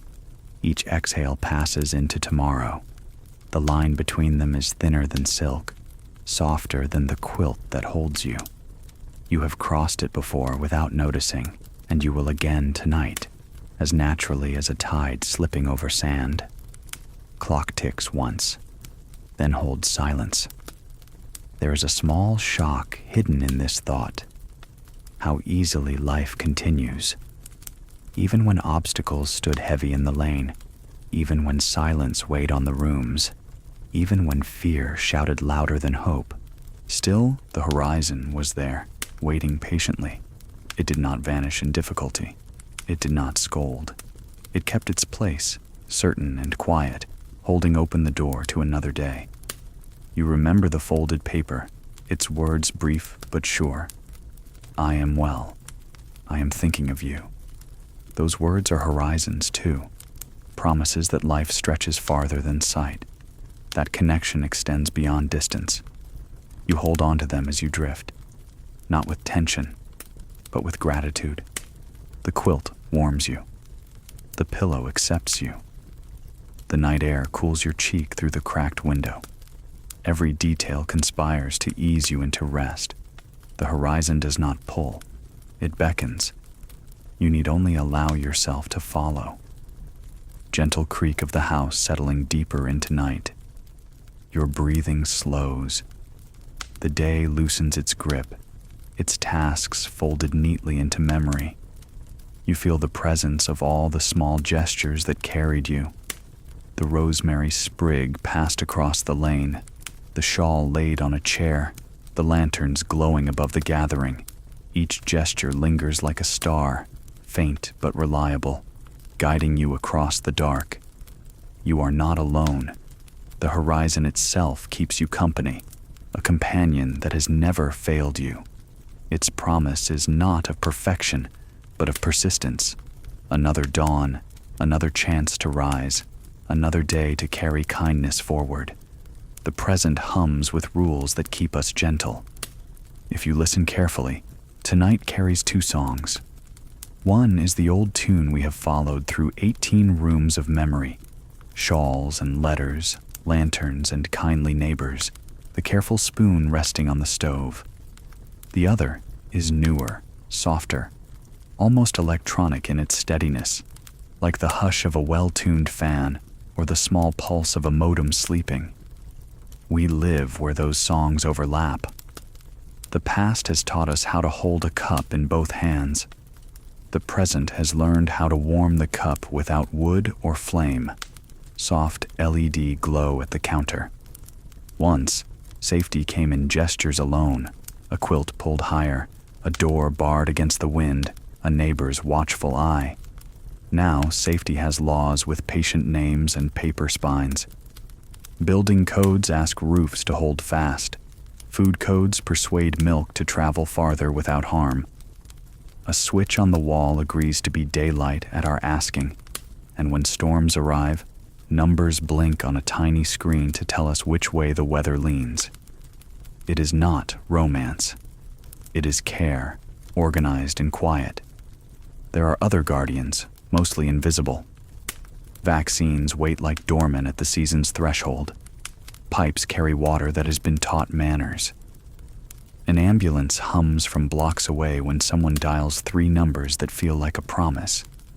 We learned these habits the slow way, by sorrow, then study, then statute. Now they stand like lampposts on a street that used to be a path of mud. You could call it bureaucracy. Tonight, I prefer to call it choreography. Watch a crosswalk at dusk. The white bones of paint. The gentle click that tells a stranger when to begin. The car that pauses because pausing is now the law. None of this is dramatic. All of it is human. The frontier asked courage of the body. The city asks courtesy of the hour. Escalator sigh, far away. Even our paper has changed clothes. Where letters once traveled for weeks in the saddlebag of hope, messages arrive in an instant, sounding a small bell in your pocket. Yet the old promise remains. I am well. I am thinking of you. The ink is pixels now, the fold replaced by a screen that sleeps at your touch. Still, you cradle it as you cradled the envelope. The gesture, not the gadget, carries the meaning. We carry new rituals too, the little alphabet soup of public tenderness. I've heard it called QRPCD, and it means what most useful acronyms mean. Quiet rules, public courtesy, daily. Scan a square at the cafe. Up bloom the house notes. How to share the table, how to return the chair, where to set the cup so the custodian's route stays smooth. It's not a decree so much as a lullaby sung by policy. We move together more easily when we agree on small things. If the old house survived storms by buckets and patience, the modern block survives by networks that speak to one another while we sleep. Sensors turn the hallway light to a tender dawn just as your foot leaves the rug. A tiny gauge listens to the boiler and decides to be kinder at 2 in the morning. In winter, the thermostat remembers your shoulders before you do. None of it is heroic. All of it is mercy, expressed in the language of circuits. Still, we keep the gestures. A neighbor texts before ringing the bell. The bus driver lowers the step so the knee doesn't argue with the day. A librarian tapes a small square of foam under a noisy chair foot, and an entire afternoon becomes easier for the room. These are our shawls now. This is our lantern light. Tram bell, distant and polite. We have also learned to measure gentleness. A ramp at the curb, a rail at the stairs, a pause written into a shift so that hands may rest. The law went to school with compassion and came home with checklists that seem plain until the night you need them, and then they feel like a friend waiting at your gate. Quiet protections are not poetry, but they let poetry happen. Because of them, kitchens need not boil water after rain. Roofs do not weep with every gust. Winter is a visit, not a verdict. A storm still knocks, but a text finds you first with the path of its breath. You lay the flashlight where the moon once stood in for power, and the battery remembers what your candles used to know. And yet, the old song has not left us. We still lean over the counter at day's end to count the mercies. We still fold napkins that don't require folding. We still keep a drawer for words, no matter how fast they travel, because memory prefers a shelf. We still walk across the lane with herbs or laughter or time, because QR codes cannot carry soup and statutes cannot hug. So here we are, in the hinge of eras, the door not slamming, but easing on its oiled pin. The frontier taught us to endure. The present teaches us to agree. Between them stands the same. There are numbers we lean on now, simple as lullabies. 911 for sudden harm, 311 for the city's small aches, 988 for a mind that needs a hand in the dark. Once we rode for help. Now help rides toward us, arriving with calm voices and ready hands. Our doors learned new courtesies. A fob opens without searching. A camera shows a picture before a knock. The law writes quiet hours into night, so guitars rest and sidewalks remember sleep. Elevators kneel, buses talk, crosswalks sing. Compliance that feels like welcome.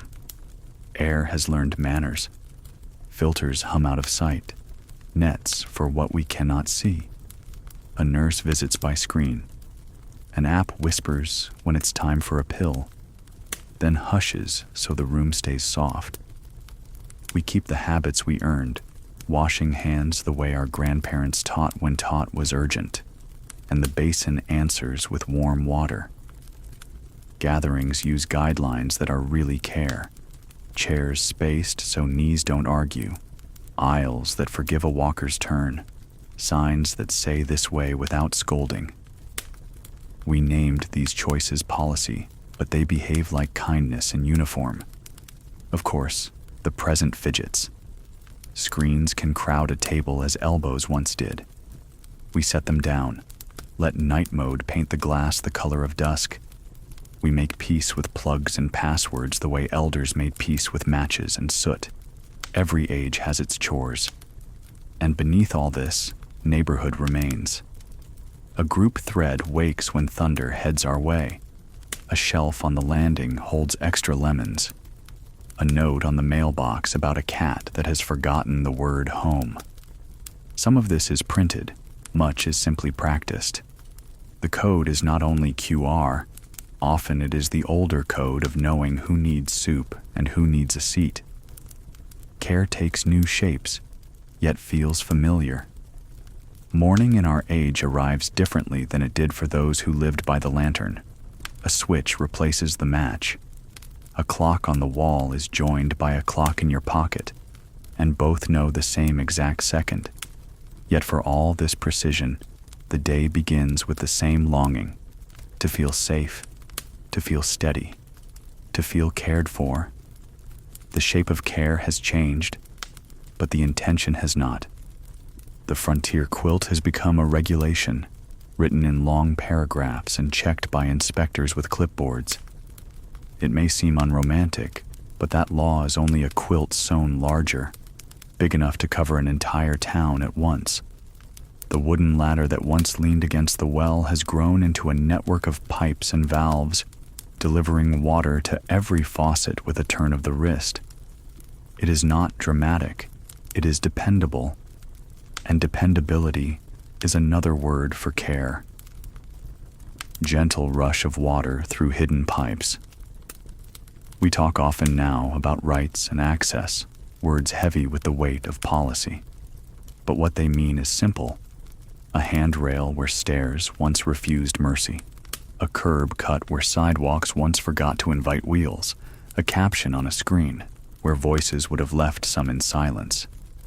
Each adjustment is a modern shawl laid over the shoulders of someone who would otherwise be cold. The acronym QRPCD, strange as it looks on paper, is only a name for habits older than ink. Quiet rules, public courtesy, daily. We see it at a cafe where a square of code opens a menu that once would have passed through too many hands. We see it at the clinic where an appointment can be confirmed with a thumbprint rather than a long wait in line. We see it in the library where return slips are scanned by light instead of stamped by hand. Yet the whisper of "take your time" remains unchanged. The shock of now is that care has multiplied its disguises. Once it wore only the face of neighbors. Now it arrives as signage, as software, as a beep that says the stove has remembered to turn itself off. At first we mistrusted these new masks, fearing they were cold or mechanical. But in time we learned, behind each is the same impulse that once carried a bucket across a field or folded paper into an envelope. Care wears many uniforms, but the heart beneath beats the same. Soft chime from a phone set aside. Think of how laws now accompany us even when we don't notice. Food sealed against unseen threats. Bridges inspected before our feet touch them. Medicines labeled with words we can understand. 100 quiet hands we will never shake have written safety into our hours. Their work is invisible, and invisibility is its own kindness. It lets us rest without needing to rehearse every danger. And yet, gestures still remain the truest currency. A neighbor holding the elevator door. A bus driver waiting an extra beat.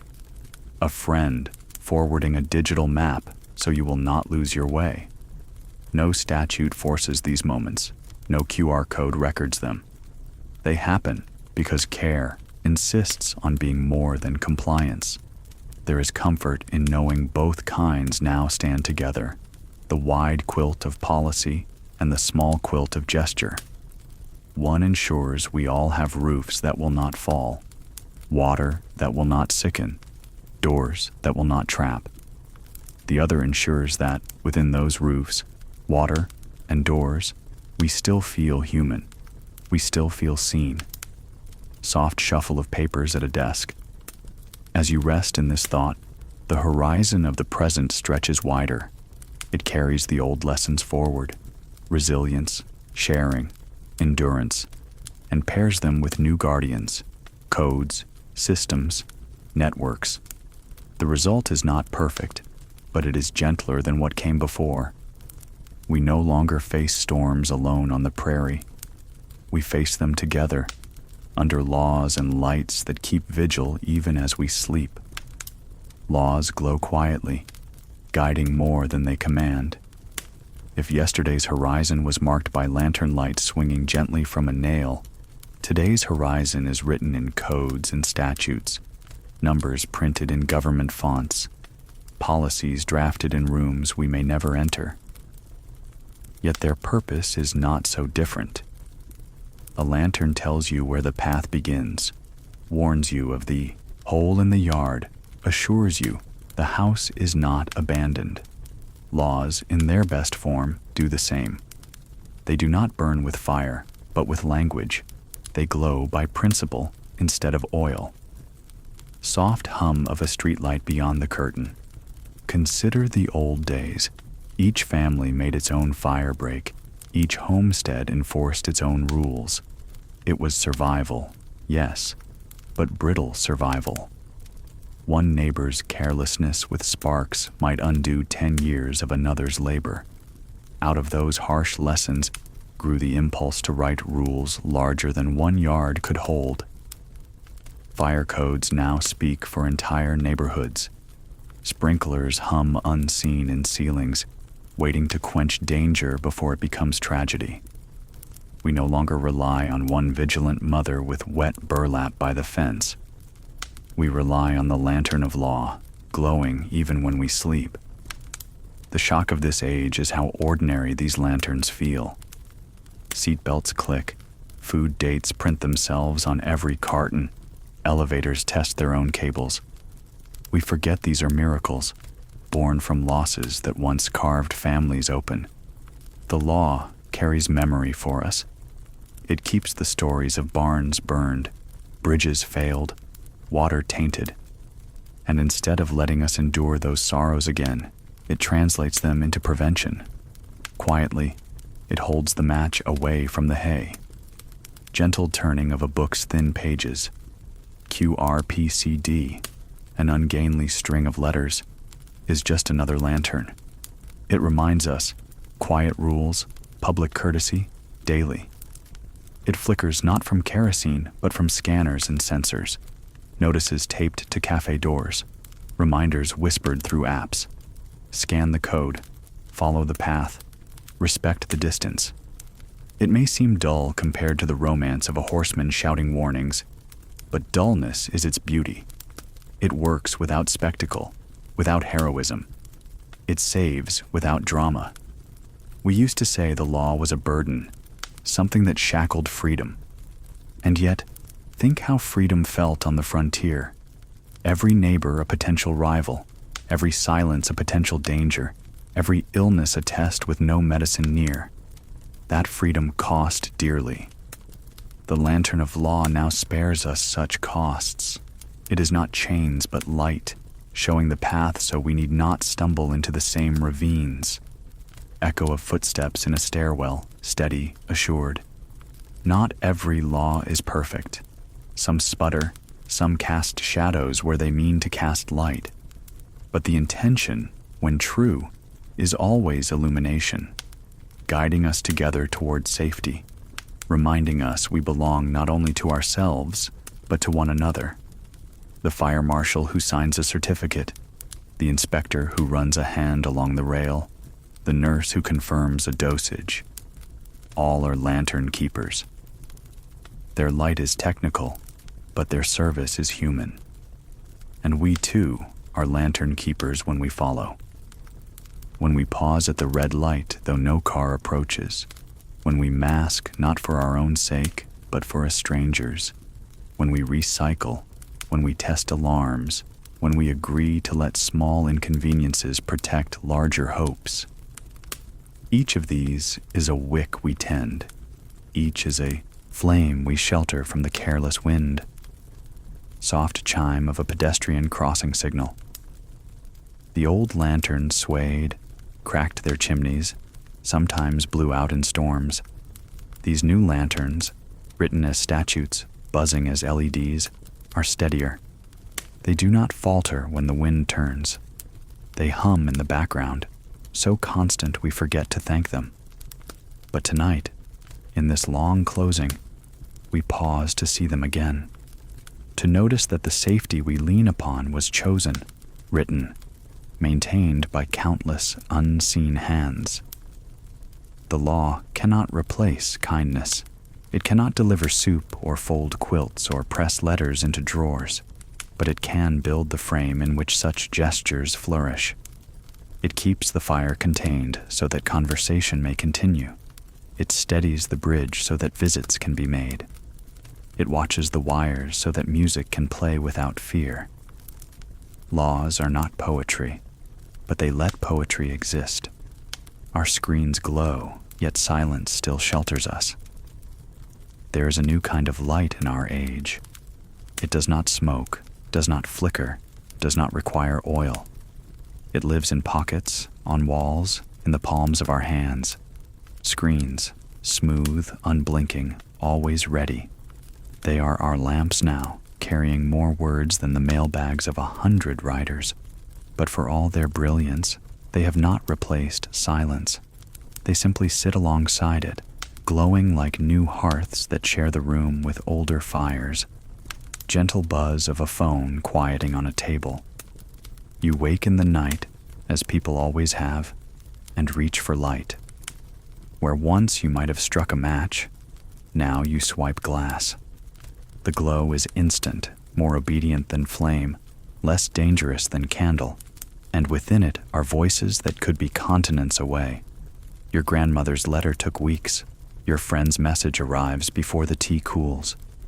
Yet the need is the same, to feel another presence, to carry a reminder that we are not alone in the dark. The shock of the present is how often we forget to honor this gift. A scroll of messages becomes clutter instead of blessing. We complain of too much connection, too many signals, forgetting the years when silence was unchosen, when days passed with no word at all. Silence today is a choice. We can mute, pause, close the lid. To choose silence freely is different from enduring it. That is progress, though it hides under our impatience. Soft click of laptop shutting, hush returning to the room. QRPCD shows up here too. Quiet rules, public courtesy, daily. It asks that phones dim in theaters, that video calls begin with microphones muted, that meetings end before the hour so neighbors in another time zone can breathe. It is etiquette reborn in code and pixel. Not always perfect, often awkward, but growing into itself the way early lanterns sputtered before catching flame. Screens have their manners now, or at least we are teaching them. Night mode shifts colors to amber, remembering that eyes tire.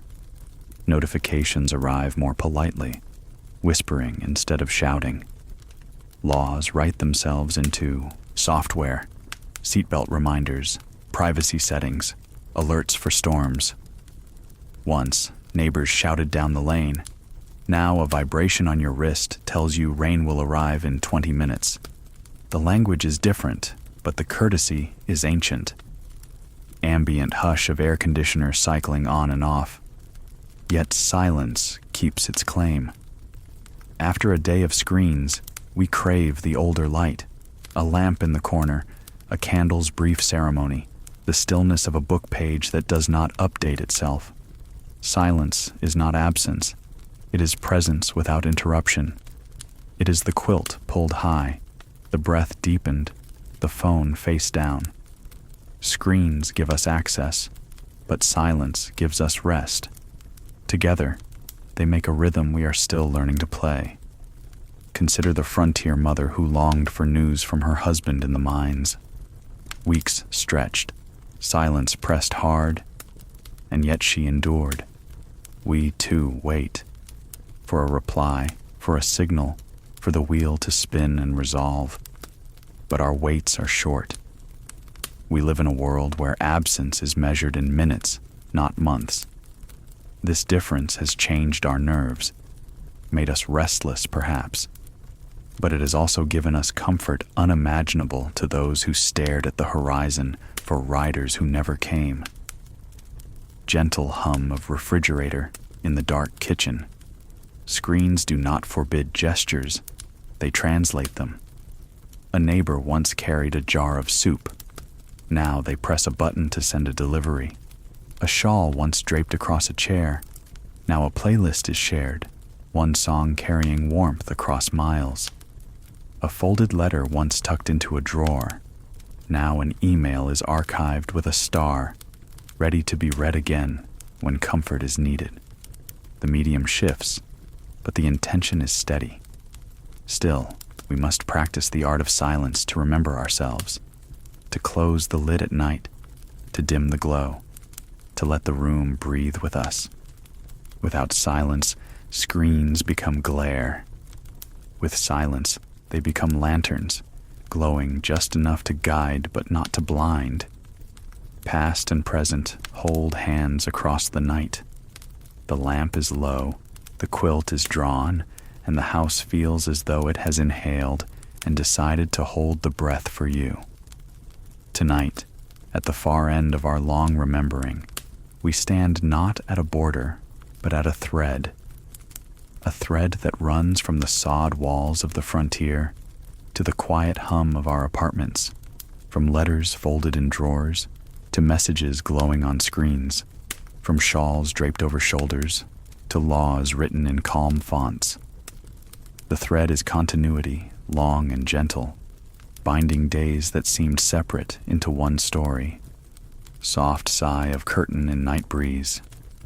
It is tempting to divide time into neat compartments, then and now, harsh and easy, candle and LED.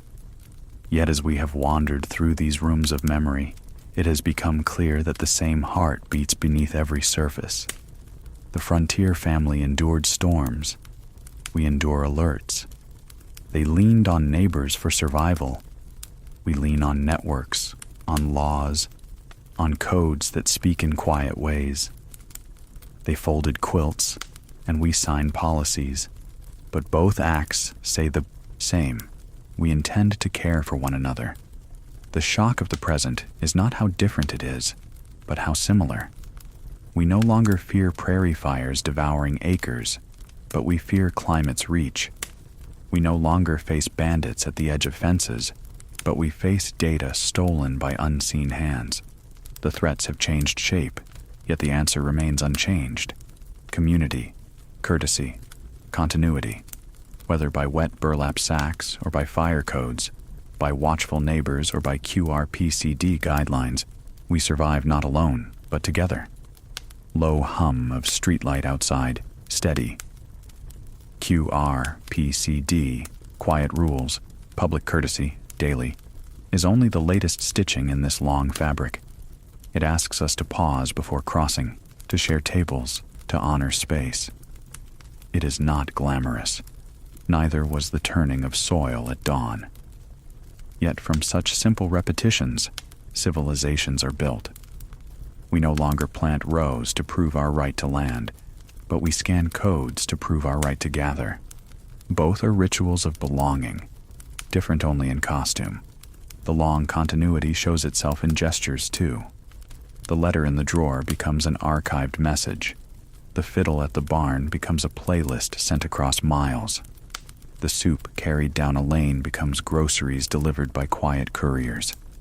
The lantern lit for a neighbor becomes a street lamp maintained by unseen hands.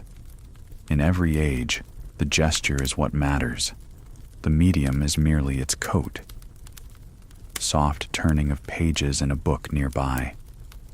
We forget sometimes how much has been won by this continuity. Water no longer poisons so often. Roofs no longer collapse with every storm. Childbirth no longer demands neighbors to risk their own lives in desperate midwifery. These mercies are not accidents. They are the fruit of continuity, lessons written into law, into practice, into habit. And while the romance of hardship tempts our nostalgia, the truth is kinder. We are safer now because they endured then. The horizon ahead will ask new forms of us. Technologies not yet born will glow in places we cannot imagine. New dangers will rise, and new courtesies will be drafted. But the thread will remain. Past and present are not broken beads. They are pearls on one string, carried forward by the same hand of human resolve. Soft exhale, distant train horn fading. As you lie here, quilt around your shoulders, the long continuity folds you in. You are heir to resilience you did not have to earn. You are guardian of mercies that others will inherit. You rest tonight in the overlap, yesterday's lessons, today's comforts, tomorrow's hopes. The frontier is not gone. It is remembered in the quiet laws, the glowing codes, the silent courtesies of our own age. And so, we close. The night bends toward dawn, the lamp hums faintly, and the silence you choose is a luxury once unimaginable. Past and present have clasped hands, and you are safe between them. Sleep now in the long continuity, where yesterday's courage and today's quiet rules join to hold you. Let the thread carry you into tomorrow, steady and sure, as though the whole of history had leaned down to whisper, "Good night."